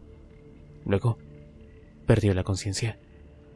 El roña Mullinator arrancó haciendo girar sus 4 ruedas, exageradamente grandes, y levantó una polvadera de 1000 millones de demonios. Mientras cobraba velocidad hacía saltar las piedras y la tierra a ambos lados. Detrás, como una cola de novia, los zombies iban perdiendo más y más trozos de sus cuerpos. En la jaula trasera, pinche güey, los cuerpos como marionetas sin hilos de Javier y Víctor saltaban como palomitas en un sartén, golpeándose en las paredes oxidadas, dirigiéndose a un destino totalmente incierto. Capítulo 14. Aranda. Por el agujero. Juan Aranda tiene frío, sobre todo en los pies. Está prácticamente desnudo a excepción de una tela que le cubre sus partes pudendas. Lleva un rato tumbado en una camilla que es dura y desagradable, y cuando intenta levantar la cabeza descubre que no puede, como si pesara mucho. No sabe decir cuánto tiempo lleva así. Su conciencia parece ir y venir intermitentemente, pero tiene los pies congelados, eso sí, y le molesta notarlos como si no formaran parte de su cuerpo. En el brazo tiene unos tubos que se hunden en sus venas, y por ellos circulan varios líquidos. Uno es blanco y denso como la leche cremosa. No la de los Tetra Pak que venden en los supermercados, sino la de la verdad, la de vaca. El otro es oscuro, y supone que es sangre, su sangre. No tiene ni idea de lo que es el otro líquido, pero a estas alturas tampoco le importa. En el pecho tiene otras cosas, diodos, le parece, o algún tipo de sensores que le han aplicado con ventosas. Tiene uno sobre el corazón, otro en el cuello y un par de ellos en distintas partes del torso. El dedo está preso en un tensiómetro digital que manda la información a un cacharro ubicado a su izquierda. De vez en cuando, con enervante regularidad, emite un sonido agudo. Un simple pip. Por lo demás, su conocimiento del entorno es muy reducido. El techo está recorrido por 3 focos dispuestos en triángulo, y es difícil enfocar cualquier otra cosa una vez se las ha mirado. La persistencia de la luz en sus pupilas es devastadora, como constata cuando gira con esfuerzo el cuello para echar un vistazo alrededor. Tiene que dejar pasar un tiempo hasta que el fantasma de los 3 focos va perdiendo intensidad y acaba por desaparecer. Allí los 2 doctores van y van, ocupados con 1000 tareas que no entiende. A veces intenta decir algo, preguntar, comunicarse, pero no cree que su boca emita sonido alguno. No cree ni que la lengua llegue a moverse. Y eso lo perturba. Un poco. La verdad es que se siente tan abrumadamente somnoliento que, con la notable excepción de los pies, el resto le da un poco igual. Mientras tanto su mente conjura imágenes. Es un crisol fantasmal donde se mezclan recuerdos de todo tipo. Algunos son recientes, pero a veces se descubre reviviendo escenas de su niñez, como cuando jugaba a subirse a un ficus gigante usando unas cuerdas que alguien, tal vez su padre o su tío, había dispuesto como si fueran lianas. Por entonces pensaba que las cuerdas tenían un olor desagradable, a cuerda de pozo húmeda y mohosa, o tal vez a rabo de perro mojado. Pero ahora que el ficus ha desaparecido de su vida para siempre, talado para construir un impresionante bloque de varias plantas, lo echa de menos. Como todos aquellos veranos cuando la familia comía paella en el jardín y él se dejaba colgar de aquellas cuerdas, vestido con un pequeño bañador en su cuerpecillo encanijado, y las tardes eran cálidas y largas, veranos talados por el tiempo. Logra escuchar otro pip. Su mente reacciona al sonido haciendo pasar la escena como si estuviera completamente ido y tratando de contemplar aquellas diapositivas que venían en un círculo de cartón y que se podían ver en un cacharro especial que las hace girar al bajar un gatillo de color negro. Ahora está en su casa, en el Rincón de la Victoria, Tiene 18 años y su hermano Álvaro le fastidia porque quiere usar el ordenador para jugar un juego. Es un videojuego. Y él tiene que montar unos videos que ha grabado con una cámara JVC dándose tortas contra el suelo con un monopatín. Hace calor. El cuarto es un despropósito de ropa tirada, tarrinas de discos compactos y cables. Hay una consola, 2 televisores, una guitarra española. En la funda pone Sin Smith, no hay beso. Y hasta una batería, pero no usa ya muchas de esas cosas. Su hermano insiste, quiere jugar al Quake, pero él sabe manejarlo y lo engatusa para que le ayude con los videos. Y él mira y sonríe, porque aún más que jugar con el ordenador ama a su hermano mayor y aprecia la complicidad. Y Juan sigue editando. Es un programa que ha pirateado de internet y que ha aprendido a usar como un profesional en apenas un par de días. Se le da bien como casi todo. La escena, teñida del color amarillento característico de las fotos antiguas, le provoca una profunda nostalgia. Un tercer bip. El viejo Viewmaster hace pasar la diapositiva. La rueda quiere girar, pero se atranca con un ruido sordo y desaparece, porque de repente siente un dolor punzante en la espalda. Quiere chillar, pero la garganta no emite ningún sonido. Intenta mover los brazos, pero tampoco responden. Pero duele. Duele demasiado. Sus ojos se abren, empieza a sudar. Su boca se agita balbuceante y cuando abre los ojos otra vez, ve una parte de la habitación que no había visto hasta ahora. Le han dado la vuelta de costado y están clavándole algo entre las vértebras. Con Dios sabe qué propósito. Quiere explicarles que ahí no hay nada. Que es su sangre la que tiene que examinar, pero no puede. Su corazón rompe a correr, acelerado por la descarga de adrenalina que invade sus venas. La visión se nubla. El Viewmaster se ha vuelto loco y empieza a pasar fotografías viejas, construidas con trozos de recuerdos, a una velocidad pasmosa. El primer beso, persiguiendo a un perro por un jardín, corriendo por la casa sin ropa, resbalando por el suelo lleno de agua con su hermano mayor, Antonio, mientras gritan ¡Aquaman! Es 1989. Después es 1995 y, de nuevo, es 1981. El cacharro chilla con más pipidos y Juan se siente resbalar hacia abajo, como si alguien tirara de su cuerpo. Se cae por un agujero, y mientras cae, Juan se revolvió en su cama, luchando por apartar el persistente sonido de los claxones de su cabeza, bordeando aún la frontera del sueño. Había olvidado momentáneamente la noche anterior, y su mente empezaba a recabar datos para la cotidianidad, que a buen seguro se había ido a pique como casi todas las cosas. Abrió un ojo apenas un poco, para descubrir que el despertador marcaba las 8:10 de la mañana. Resopló con pesar y se arrepujó debajo de la manta, donde reinaba todavía un calor confortable. No le importaba admitir que madrugar nunca había sido su fuerte, pero cuando uno se acuesta 2 horas antes de que suene el despertador, la cosa suele ser mucho peor. Y entonces, los detalles de la noche empezaron a brotar como los hongos oscuros y brillantes tras unos días de intensa lluvia, y el sonido de los claxones abajo en la calle adquiría una nueva dimensión de amenaza. Recordaba, así, haber estado hasta las tantas viendo la televisión, con su padre y la abuela, aunque ella era mayor y dormitaba indolente en su butacón. De vez en cuando abría un ojo, miraba la pantalla, murmuraba algo sobre esa película horrible y se retraía otra vez en sus ensoñaciones. Pero la televisión no proyectaba ninguna película. Eran boletines especiales, sobre todo de la CNN y el canal 24 horas, donde las noticias y las imágenes se sucedían a velocidad de vértigo, revelando una situación de emergencia a nivel global como no la habían conocido nunca en la vida. Su padre tenía ya cierta edad y había vivido muchas cosas, todas a través de la pantalla de un televisor. La guerra de las Malvinas, la del Golfo, las Yugoslavas, la de Bosnia y Kosovo, el accidente de Chernobyl, el del volcán Hudson en el 91, el 23F, el 11 de septiembre, el 11M, e incluso la tensión y el miedo que se vivió en España en la época de la transición, cuando la muerte arrebató a Franco la larga epopeya dictatorial. Pero nada, absolutamente nada era ni remotamente parecido a aquello.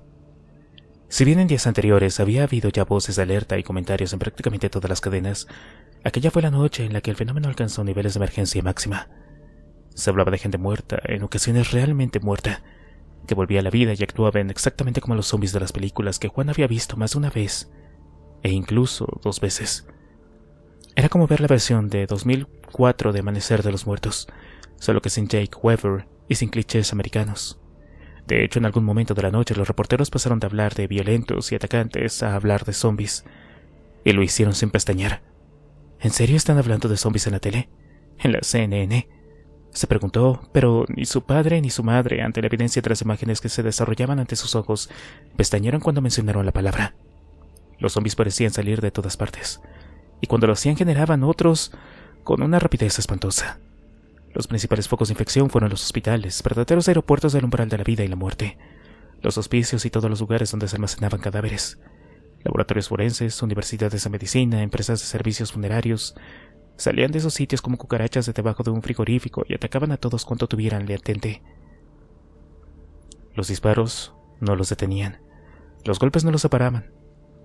Y como extendían su horror en el corazón mismo de las ciudades, los cuerpos de policía, guardias nacionales, militares y sistemas expertos de protección de la población no pudieron usar muchos de sus sistemas especiales de defensa y combate.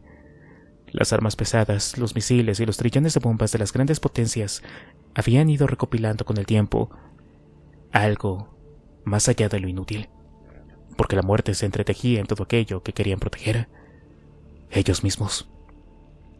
Los reporteros acudían a los lugares donde la infección había estallado. El corresponsal, jadeando y medio histérico, gritaba sus comentarios al micrófono mientras las cámaras grababan atroces escenas con movimientos erráticos, entre gritos y gente que caía al suelo con alguien subido a horcajadas. No era como cuando la gente pelea, incluso con ánimo de matar. En cualquier reportaje o película de ficción que hubieran visto, era sencillamente otro nivel de violencia. Los muertos no se contentaban con derribar o volver. Buscaban la destrucción total y completa, enseñándose con los dientes para sus víctimas, e incluso usando los dedos, introduciéndolos en los ojos o en las bocas abiertas o los dientes. Desgarraban, mordían los cuellos o las mejillas o la carne tierna de los antebrazos cuando se les ponían delante. Arrancaban desde la lengua hasta los intestinos y gritaban mucho. No eran selectivos, no exhibían comportamientos organizados, no buscaban más que víctimas. La más cercana era la mejor. A veces la cámara grababa una secuencia borrosa como un traveling enloquecido, y lo siguiente que se veía era un plano del suelo, girando 90 grados. En todos esos casos cortaban la transmisión y volvían al estudio, donde el locutor mostraba una tez pálida y una expresión entre asqueada y horrorizada. Juan se preguntó cuántas cámaras habría en el mundo, tiradas en el suelo grabando el fin de los días del hombre, durante tanto tiempo al menos como duraran sus baterías. Quizá lo peor era las sirenas de los autos de policía y bomberos que se escuchaban en la calle. Mientras veían aquellas imágenes grabadas en distintos puntos del planeta, estuvieron oyéndose toda la noche, ahora más cerca, ahora más lejos. Juan supo que lo normal hubiera sido que su padre se asomara a la ventana e hiciera algún comentario, pero no lo hizo. Y él tampoco. No hicieron nada de eso. Permanecieron en el sillón con los ojos fijos en la pantalla, viendo con mudo horror cómo todo cambiaba, tal vez para siempre. En un momento dado, su padre se levantó del sofá. Era un buen hombre de negocios, un hombre de éxito que sabía prosperar y ocuparse de su familia. Siempre había sabido cómo manejar las cosas, era como un don natural, el resolver problemas de forma rápida, contundente y casi siempre inesperada. Cuando el tío Mauro se quedó paro, resultó ser un problema grave, porque aún le quedaban 4 años para cotizar por una pensión decente antes de la jubilación. Era naturalmente demasiado mayor como para encontrar un nuevo trabajo en una España que además empezaba a sumergirse en una crisis galopante. Así que el tío Mauro estuvo unos días desesperado. Cuando Juan padre se enteró, le pidió a su mujer que le dijera que no se preocupara en absoluto. Terminó el plato de sopa que estaba comiendo y luego se encerró en su despacho. Allí hizo una sola llamada, y el tío Mauro se incorporó de nuevo a su viejo trabajo al día siguiente, con una pequeña subida de sueldo. Nunca le dijo a nadie cómo lo había conseguido, pero a nadie que lo conociera le extrañó. Era Juan. Hacía cosas así constantemente. Sin embargo, esa noche Juan hijo veía a su padre diferente. Después de haberse empapado de todas aquellas noticias e imágenes, arrojaba otra luz en el pequeño salón familiar. Parecía más bajito, ceniciento y cansado. Tal vez, acostumbrado como estaba a solventar las pequeñas dificultades de la vida, se daba cuenta del tamaño inconmensurable del pastel que tenía delante. Quizá fuera ese el primer problema real al que se había enfrentado. Uno que no podría digerir, ni en 1.000.000 de años. «Vamos a dormir un poco, Juan», dijo en voz baja, apagando la impotente televisión de plasma con la mano en el mando a distancia. «Mañana hay muchas cosas que hacer». Ahora era mañana, y los estridentes sonidos de una gran variedad de autos llegaban desde la calle. Algo de todo inusual. Su ventana daba a una calle por lo general tranquila, un carril rápido para incorporarse a la autovía del Mediterráneo que comunicaba las principales ciudades de la Costa del Sol, incluyendo las de la Narxia. Era una arteria que subía sinuosa por una colina donde se emplazaban varios chalets, viviendas pudientes en su mayoría, donde los autos abandonaban sus garages a horas muy pronunciables, las 9:30, o incluso las 10, porque esas viviendas las ocupaban propietarios de negocios, jefes, gerentes, encargados, y estos entraban más tarde a trabajar. Nunca había embotellamientos de a las 8 de la mañana. Miró el reloj de nuevo y decía las 8:12. Fuera en el pasillo, la voz de su padre le llegaba como un murmullo apagado a través de la puerta cerrada, pero el contenido de su conversación se le escapaba. Cuando salió fuera, descubrió que su madre estaba a su lado, con una mano en el pecho y otra cerca de la boca. Pero lo peor era su expresión. Tenía el rostro contraído, trocado en una máscara de cera. Estaba en definitiva asustada como nunca lo había visto antes. «¿Qué pasa?», preguntó Juan. «Los móviles no funcionan», dijo su madre sombría. «¿Qué móvil?», preguntó él confuso. «Ninguno». «Ninguno funciona, hijo», aclaró su padre. «Y no podemos contactar con Álvaro y Antonia», continuó su madre. Sus hermanos habían ido a Marbella a pasar unos días a casa de unos amigos, y con todo lo que estaba pasando comprendía que su madre quisiera a todos sus hijos en el nido. «Bueno, mamá, ya vendrán», dijo, intentando aparentar normalidad. Juan no era de los que se preocupaban en exceso. Tomaba las cosas como venían. Pero lo que había visto en el televisor durante la noche y los claxones de la calle era más que suficiente para hacerle experimentar una especie de angustia vital, una opresión en el pecho que empezaba a crecer en intensidad a cada segundo. Pero su madre no dejó de preocuparse en toda la mañana. A cada poco ya estaba cogiendo uno y otro móvil para intentar hablar con sus hijos, pero siempre sin éxito. Lo único que recibía como respuesta era una locución automática indicando que las líneas estaban saturadas. Luego, se deshacía en paseos, recorriendo el salón de la casa, el pasillo, la cocina y vuelta al salón. Y cada vez que pasaba al lado del teléfono fijo, se le escapaban las manos. Pero tampoco por ese medio conseguía ponerse en contacto. «¿Tú estás bien, Juan?», le preguntaba de vez en cuando.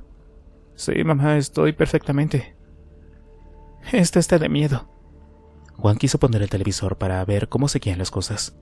Un rincón de su mente esperaba que el canal de dibujos animados siguiera emitiendo dibujos animados y que los programas del corazón continuaran con su acostumbrada ración de basura televisiva.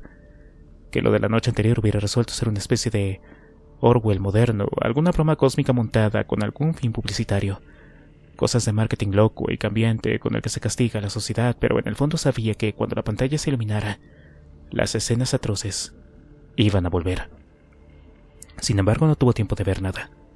Su padre pulsó el botón de apagado rápidamente. «Si tu madre ve algo de eso», le dijo en un tono confidencial, «le va a dar un infarto, hijo». «¿Pero no sabe nada?». «Le he contado algo», dijo su padre. «Tiene que empezar a saber lo que está pasando, pero no todo, ¿entiendes?». «No todo». Juan asintió.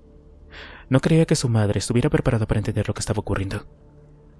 Cuando salía de fiesta, su madre se le acercaba con los ojos llenos de preocupación y se aseguraba de que estuviera bien abrigado, de que llevara todo lo que necesitara, y sobre todo le pedía que tuviera cuidado. No lo decía como el resto de las madres. No era una expresión al uso como cuando alguien dice «hasta luego», porque sus ojos lo revelaban todo.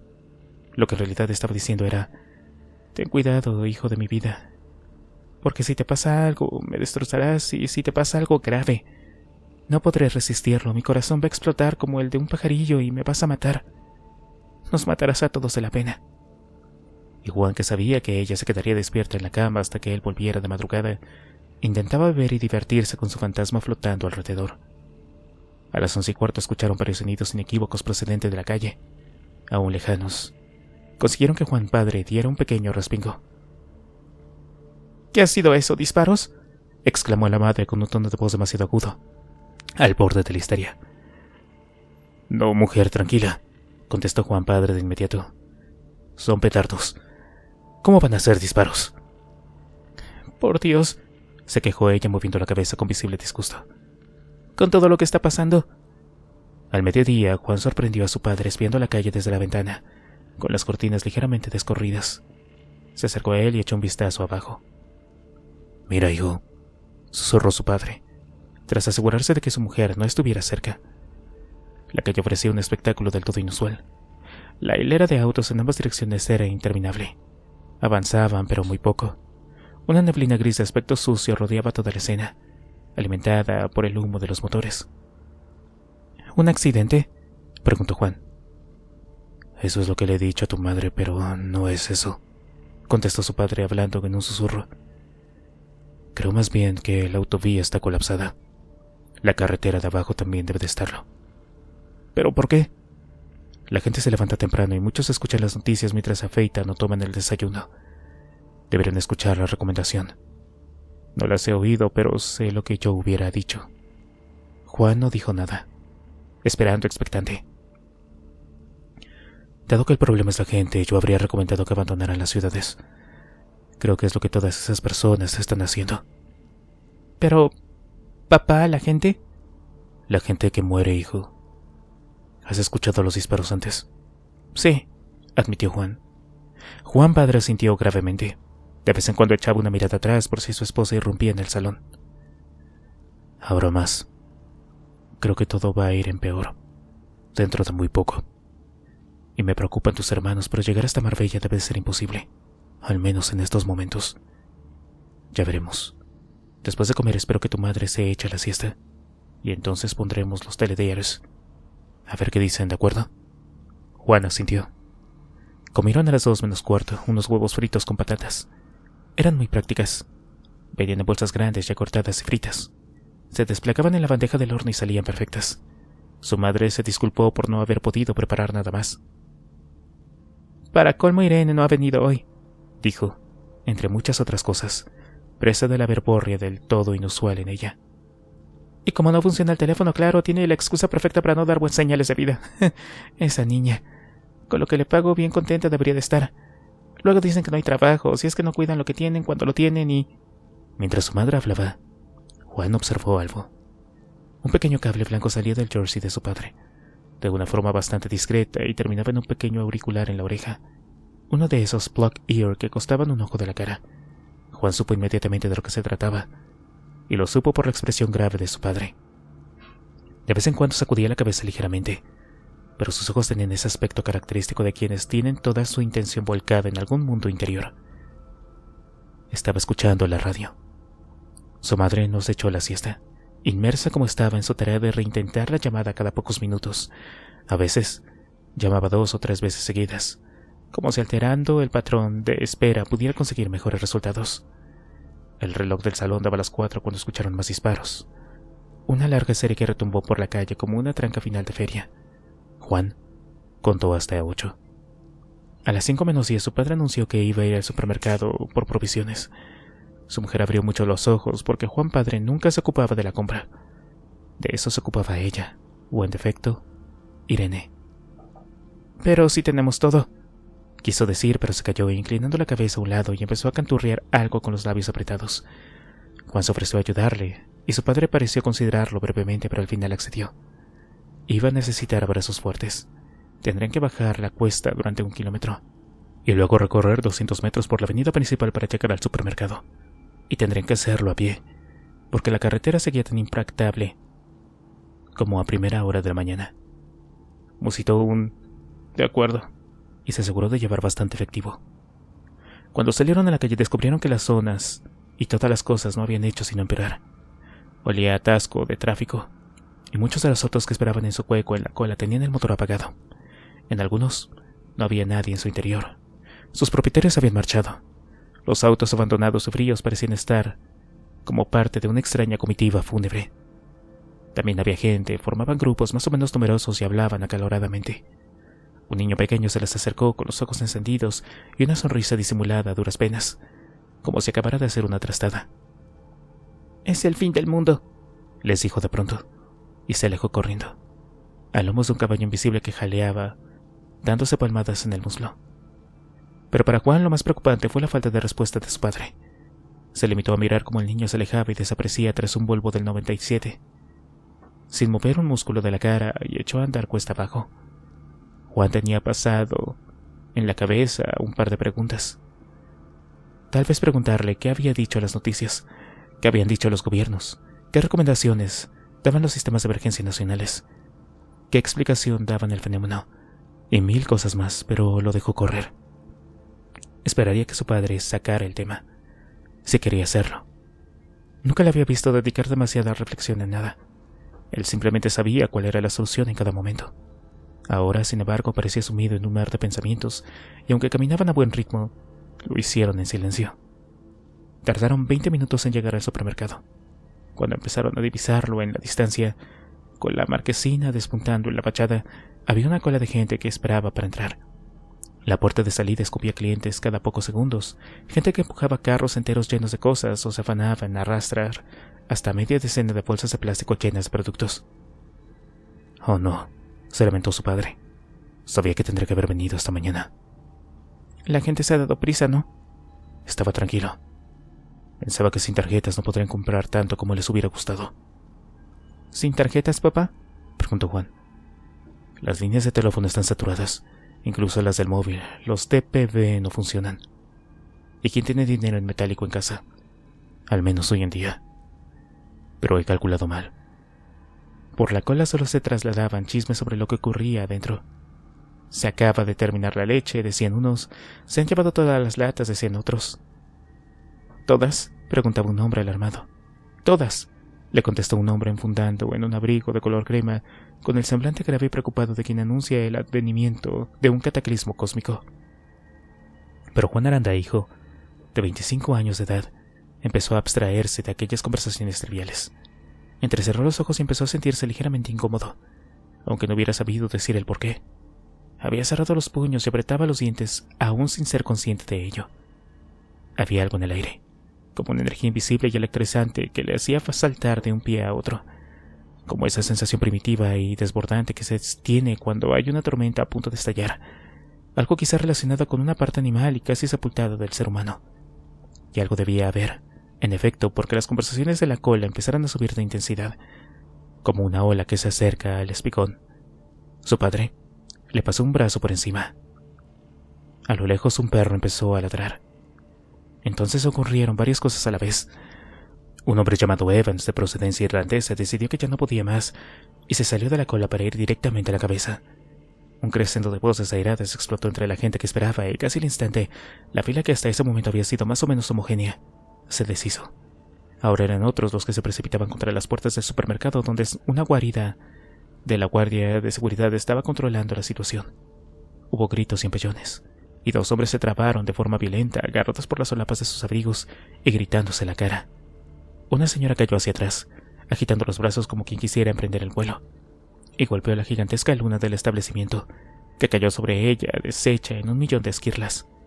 Los cristales cayeron al suelo con un estrépito ensordecedor, y tras la confusión inicial la señora empezó a aullar, con las manos ensangrentadas temblando delante de su cara donde despuntaba un jardín de cristales. Casi al mismo tiempo, en la acera opuesta, Pablo García hizo girar el volante de su auto bruscamente para subirse a la acera. Llevaba trabado en el tráfico casi 4 horas, y las noticias que escuchaba en la radio le habían estado poniendo bastante nervioso. Las ruedas protestaron cuando salvaron el obstáculo del bordillo, pero finalmente el viejo Opel Astra consiguió encaramarse al acelerador, bramando como un demonio. Cuando echó a rodar, la gente que iba por la acera se echó a un lado, soltando pequeños gritos de sorpresa. Iba a asomarse por la ventanilla para gritar que salieran del paso, que tenía que reunirse con su mujer y sus hijos en Málaga, cuando el ruido explosivo de la vidriera del supermercado la hizo girar la cabeza y dar un respingo. Sus manos perdieron el contacto con el volante por un par de segundos. Su pie se hundió en el acelerador. El Opel se encabritó, dando un súbito acelerón mientras escoraba ligeramente a la derecha. El lateral del auto raspó la fachada del edificio descarnando el yeso, que cayó sobre el capó en una lluvia gris de polvo y trozos pequeños. El crujido del metal fue quejumbroso y potente.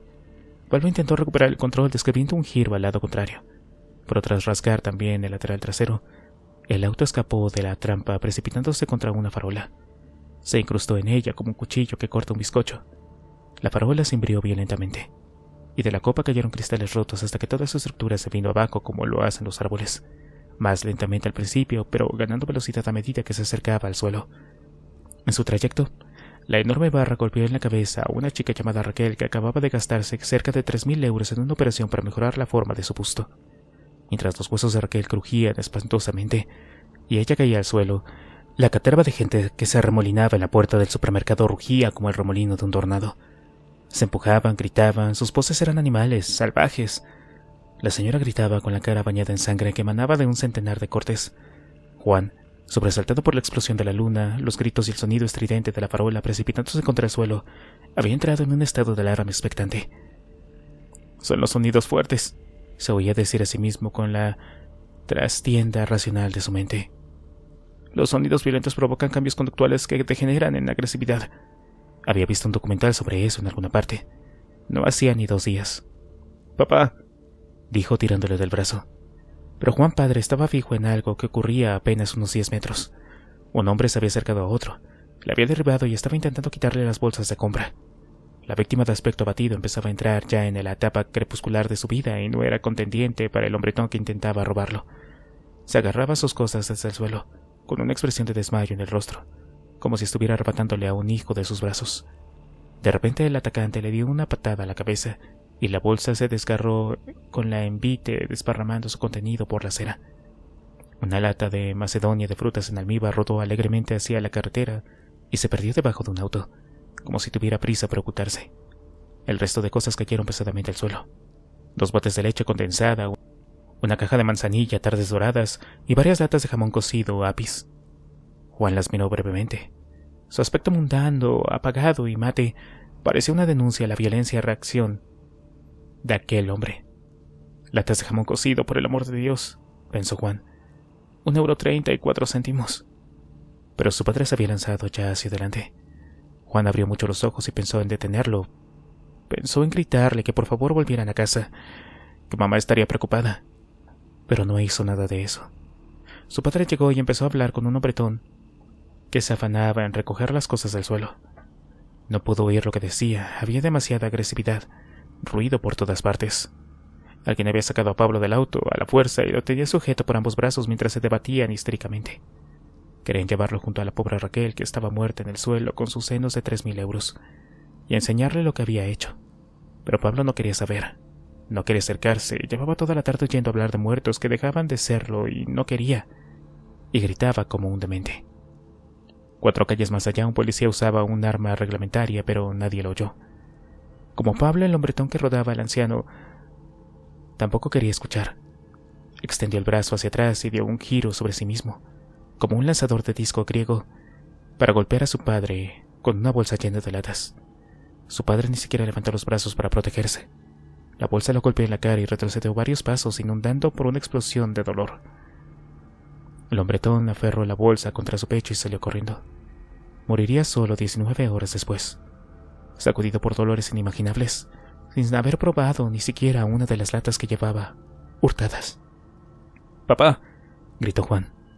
La señora de los cortes en la cara dejó de gritar. Estaba quejada de aterosclerosis, y la hemorragia había causado la formación de un trombo que privó al corazón de su flujo normal de sangre. Se quedó en el suelo, de rodillas, con las manos levantadas a ambos lados como si estuviera teniendo una visión celestial, hasta que cayó hacia atrás, doblándose sobre sí misma en una postura que jamás habría conseguido adoptar de haber estado viva. «¡Qué desastre! Tu madre se va a volver loca», dijo Juan padre, mirándose la mano llena de sangre. Acababa de pararse por la cara, y no quería ni imaginar qué aspecto tendría, a juzgar por la expresión de su hijo. «¡Papá!», exclamó Juan sin acertar qué decir. «Sí, sí. Ayuda al señor». Cada vez veía peor. La cabeza latía con vida propia, como si en su interior una banda de enardecidos tamborileros estuvieran empezando a afinar sus instrumentos. Juan se acercó al señor mayor que seguía en el suelo. Llevaba una americana que le iba un par de tallas grandes, y cuando Juan se arrodilló para atenderlo, notó los huesos bajo la pana. Tenía los ojos muy abiertos que giraban en sus cuencas con movimientos rápidos, atemorizados. Juan echó un vistazo en la dirección en la que estaba mirando y vio a 2 hombres dándose puñetazos. Los puños volaban con una cadencia casi mecánica. «Oiga, vamos, arriba», tiró de él por los sofacos, y se sorprendió de lo poco que pesaba. El hombre dijo algo, pero hablaba demasiado bajo, y su boca no se abría lo suficiente. En el cráneo tenía un hematoma cruel, a la altura de los ojos de un color amarillento. Alrededor, retorcidas y sinuosas como los tentáculos de un pulpo, unas venas caricosas se habían hecho visibles. «¡Una ambulancia! ¡Mierda! ¡Una ambulancia!», pensó Juan. Pero la carretera estaba llena de autos. Una farola se había caído sobre un grupo de gente y todo el mundo estaba dándose hostias, y notaba, reverberando en algún lugar recóndito de sus testículos, que las cosas no iban sino a empeorar. Muy pronto. Lograron, sin embargo, llevarse a aquel hombre unos cuantos metros más allá y lo dejaron sentado en el escalón de un portal. Casi parecía un mendigo. Hubiera podido pasar por su lado cualquier día de la semana y haberlo arrojado unas monedas, o tal vez por eso le inspiraba una gran compasión. Se quedó de pie rodeado de gente que se trataba solamente de arreglar a peleas, de gente que caía al suelo, de un hombre que tan solo momentos antes había estado pasando el aviso de que la leche en Tetra Pak se había acabado y ahora hundía un puño en la cara de alguien, y de su padre, que en mitad de aquella especie de jauría alimentada por el miedo, pasaba un dedo ensangrentado por delante de los ojos de aquel desconocido para asegurarse de que no estaba conmocionado, mientras con la mano derecha le controlaba el pulso en la muñeca. Y en mitad de aquel brote inesperado de súbita admiración hacia su padre, Raquel abrió los ojos. Para entonces había una buena cantidad de gente alrededor. «¡Estaba viva!», exclamó alguien. «Gracias a Dios».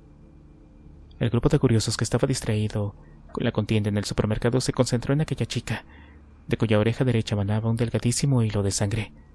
Tenía los ojos abiertos, pero allí no había nada. Solo una blancura mortecina que había velado el iris completamente. «Es ciega», apuntó otro. «¡Ayúdenla!». Pero antes de que nadie pudiera echarle una mano, Raquel se sentó en una habilidad casi sobrenatural, gracias a unos poderosos abdominales que había cultivado desde los 16 años. El movimiento fue tan inesperado y rápido que algunos escucharon como un ruido ensordecedor al oír crujir huesos y se echaron hacia atrás. Raquel giró el cuello con pequeños movimientos mecánicos, y entonces varias manos le ofrecieron apoyo para terminar de levantarse. Parecía una Barbie, rubia y atractiva, con las largas piernas extendidas y el cuerpo erguido, la espalda perfectamente recta. Pero en ese momento, exhibiendo la misma brusquedad, Raquel alargó el brazo y tomó la mano que le tendían. El hombre sonrió, invadido por una ternura infinita.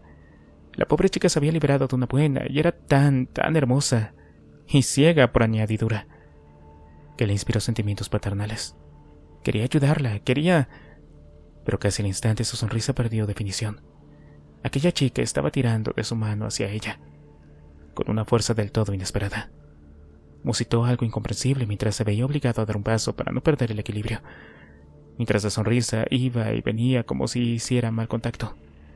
Parece que quería llevarse la mano a los labios, y en su mente afloró otro pensamiento confuso. ¿Un beso? Hasta que Raquel abrió la boca y mordió. Fue en aquel preciso momento cuando algunos de los que miraban la escena asociaron lo que acababa de ocurrir con lo que habían visto ya en la televisión. Se quedaron sin respiración reconociendo aquellos ojos blancos y ese comportamiento extraño, y retrocedieron tanto como pudieron, súbitamente horrorizados, incapaces de pronunciar ninguna palabra. Se negaban a reconocer el hecho, pero estaba ahí mismo, en la calle, donde tejían su cotidianidad, en el mismo lugar donde paseaban a sus perros y compraban el pan, por donde habían pasado tantísimas veces para ir a trabajar o comprar el periódico en domingo. Era algo sobrenatural, algo que no se podía comprender, algo que definitivamente era la parte racional de su mente rechazando el plano.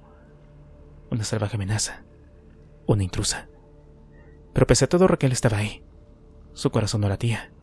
Las funciones cerebrales habían quedado disminuidas hasta extremos que desafiaban todos los conocimientos médicos y científicos hasta la fecha. Clínicamente muerta, pero la palma atrapada entre sus dientes, que cada vez apretaban con más fuerza, como un cepo de caza, era el corolario de la imposibilidad, un hecho inequívoco. La sangre empezó a manar abundantemente, tibia y de un fascinante tono rojo. El hombre balbuceó sintiendo que el dolor crecía en intensidad, se multiplicaba en clara progresión geométrica. De forma instintiva intentó retirar el brazo, pero Raquel sacudió la cabeza como lo hubiera hecho un perro rabioso y se quedó un trozo de la boca. El hombre aulló, mientras miraba la herida atroz con ojos despavoridos. Ahora ya no dolía tanto porque su cuerpo había producido adrenalina suficiente para marear a un toro, pero la visión de su mano cercenada era suficiente para producirle un terror que no había esperado nunca conocer. Raquel no parecía interesada en masticar la pieza que había conseguido. Resbaló de su boca y cayó al suelo, donde fue olvidada rápidamente. La sangre perfilaba sus labios. Después, se puso finalmente en pie, saltando como un animal al que amenazan con un ascua, para terminar abalanzándose sobre otro de los curiosos. Juan no vio nada de eso, ni vio tampoco cómo la señora con la cara convertida en un paño de sangre se había subido a horcajada sobre el vigilante jurado del supermercado y mordía su cuello con una ansia desgarradora. Pero se volvió alarmado por la intensidad de los gritos que estaba empezando a alcanzar nuevos niveles. La gente corría, unos en dirección y otros en otra. ¿Qué pasa?, preguntó su padre. El guardia de seguridad cayó al suelo, incapaz de soportar más el peso, con un borbotón de sangre manado en la herida del cuello como si fuera una macabra fuente. Tan pronto dejó de moverse, la señora perdió interés en él. Escogió a la víctima más cercana, la agarró de los cabellos y tiró. El hombre se combó hacia atrás, superado por la sorpresa, y se desparrató en una pose demasiado ridícula dadas las circunstancias. La mujer lanzó entonces una garra hacia su rostro y lo abarcó, apretó, desgarró, y sus dedos se introdujeron en sus ojos y los batieron como un mini piner. Y el hombre gritaba y gritaba mientras se sacudía con toda la fuerza de la que era capaz. No fue bastante, sin embargo. La mujer, liberada de las limitaciones autoimpuestas de la mente, era capaz de desplegar ahora una fuerza hercúlea. Y no le liberó hasta que dejó de moverse, ahogado en su propia sangre. «Vámonos, papá», suplicó Juan. «Vámonos». En la acera de frente, Pablo García expiaba su culpa cayendo al suelo con el cuello roto. A su lado, Raquel, indolente, escogía una nueva presa y se lanzaba a la carrera. Tenía 24 años. Se mantenía en forma y en su nueva condición era capaz de correr más que nadie. «Dios mío», exclamaba el padre ahora que se había incorporado y dado la vuelta. No acababa de entender cómo se había convertido todo en semejante caos en tan poco tiempo. Psicosis general, se dijo. Había gente que salía corriendo del supermercado, cargada con cosas: salchichas, sobres de sopa, un cubo de 1 kilo de yogur, que llevaban sujetas entre los brazos. Otros entraban dando codazos a la gente que se arremolinaba junto a la puerta, intentando conseguir algo. Los cristales en el suelo crujían bajo el peso de los zapatos, y una segunda luna se vino abajo con un estrépito tintineante. La policía no va a venir. Las ambulancias no van a llegar. Pero no porque la carretera sea un atasco infinito, sino porque esto mismo está pasando en todas partes. Es por eso. Pensaba en los disparos que había escuchado a lo largo del día, pero pensaba también en lo que había dicho en las noticias. Las heridas de bala, incluso en zonas mortales, parecen no ser capaces de detenerlos. No acusan el dolor. A apenas 6 metros de donde estaban, una mujer con cristales en la cara perseguía a otra chica. Su camiseta decía: «Séptimo maratón por la solidaridad, Coin». Pero la señora, gruesa y entrada en años, corría como una centella, agitando los brazos como si no formara parte ya de su cuerpo. Y oh, milagro de milagros, estaba a punto de darle alcance. «¡Papá!», chilló Juan. Pablo García abrió los ojos de nuevo, pero ahora eran blancos y lechosos, y su boca se contrajo en un espasmo horrible. «¡Vámonos ya!», accedió Juan padre. Echó un vistazo al mendigo, pero parecía haberse quedado dormido apoyado contra la puerta. El hematoma en la sien era ahora oscuro, y la piel se había hinchado como un bizcocho en un horno. Todo su corazón le decía que no podía dejarlo ahí en ese estado, que necesitaba atención médica, que ahí corría peligro, pero otra parte de él le gritaba que volviera a casa inmediatamente, que volviera junto con su mujer y la abuela, que era hora de mirar por los suyos, y apretando los dientes, cerró los ojos y se volvió. Empezaron a alejarse de la zona sin poder evitar echar constantes vistazos hacia atrás. La señora gorda estaba ahora subida encima de la chica. Le había desgarrado la camiseta y había hundido la cara en su vientre. Ella, con el rostro vuelto hacia ellos, parecía consumida por un éxtasis inexplicable. Llegaron al final de la calle y empezaron a cruzar por el paso de cebra. La última vez que miraron, 3 hombres encorvados avanzaban con paso decidido hacia el interior del supermercado. Tenían los brazos adelantados, como si fueran invidentes sin bastón, y allí se perdieron de su vista. Juan padre no podía evitar temblar de pies a cabeza. Lo había visto. Había visto esos ojos, los ojos blancos, los andares desgravados y sobrenaturales, la violencia desmedida, la sangre y los gritos. Igual que en la televisión, se dijo. Pero aquí en casa, aquí mismo. No tenía miedo por él mismo, no acertaba a imaginarse siquiera en una situación semejante. La muerte era algo que ocurre por causas naturales, en la vejez para lo que quedaba aún 1.000 millones de años. Al contrario que su mujer, él nunca se ponía en lo peor. Vivía en la confianza de que las cosas tienden a salir bien, pero sí tenía miedo a las penurias. Tenía miedo por su familia. No sabía cómo iba a defenderlos, cómo iba a cuidarlos, ni cuánto duraría esa situación. Esperaba que la comida que tenían en casa durara mucho tiempo, porque no había podido conseguir nada. Pero si cerraba la puerta y se guardaban de pisar en la calle, podrían esperar a que las cosas se normalizaran. Seguramente científicos de todas las nacionalidades estaban investigando el fenómeno. Seguramente... Cuando empezaron a subir la cuesta, y los alaridos habían perdido prácticamente la distancia, estaban todavía inquietos. Las cosas parecían haber cambiado en los últimos 30 minutos. Había gente que corría con expresiones de terror dibujadas en su rostro. Juan pensó en las hormigas, que corren en todas direcciones cuando se enfrentan a una amenaza desconocida. Inesperadamente el móvil empezó a sonar tocando el para Elisa con horribles politonos disonantes. Intercambiaron una mirada de sorpresa, y Juan padre recuperó el aparato del bolsillo de su pantalón. En la pantalla se leía Antonio Móvil. Con el dedo tembloroso pulsó la tecla de llamada aceptada y contestó con voz estridente y rota. «Antonio». «Papá», dijo Antonio al otro lado de la línea. «Hijo, ¿dónde estás?», exclamó. Su cara detonaba una lucha interna entre la preocupación y la esperanza. «¿Álvaro está contigo?». «Sí, papá, aquí está. ¿Ustedes están bien?». «Muy bien, hijo, pero ¿tú dónde estás?». «Papá, está hot y lleno de...». La comunicación se interrumpía. La voz de Antonio iba y venía. Cambiaba de intensidad y se perdía. «¡Antonio!», gritaba Juan padre. «Papá, que dicen que no han podido...». Los ojos de Juan padre giraban como enloquecidos en sus órbitas. Se movía a uno y otro lado e intentaba captar más cobertura. «¡Antonio! ¡Hijo!». En ese instante Juan se volvió alertado por los alaridos que llegaban desde el extremo de la calle. Una moto venía haciendo heces por la acera, con un joven subido en ella. Conducía con una sola mano, la otra la tenía protegida contra el regazo, y en ella, cuando estuvo a la distancia adecuada, pudo ver que la tenía llena de sangre. La había manchado también el jersey de color crema.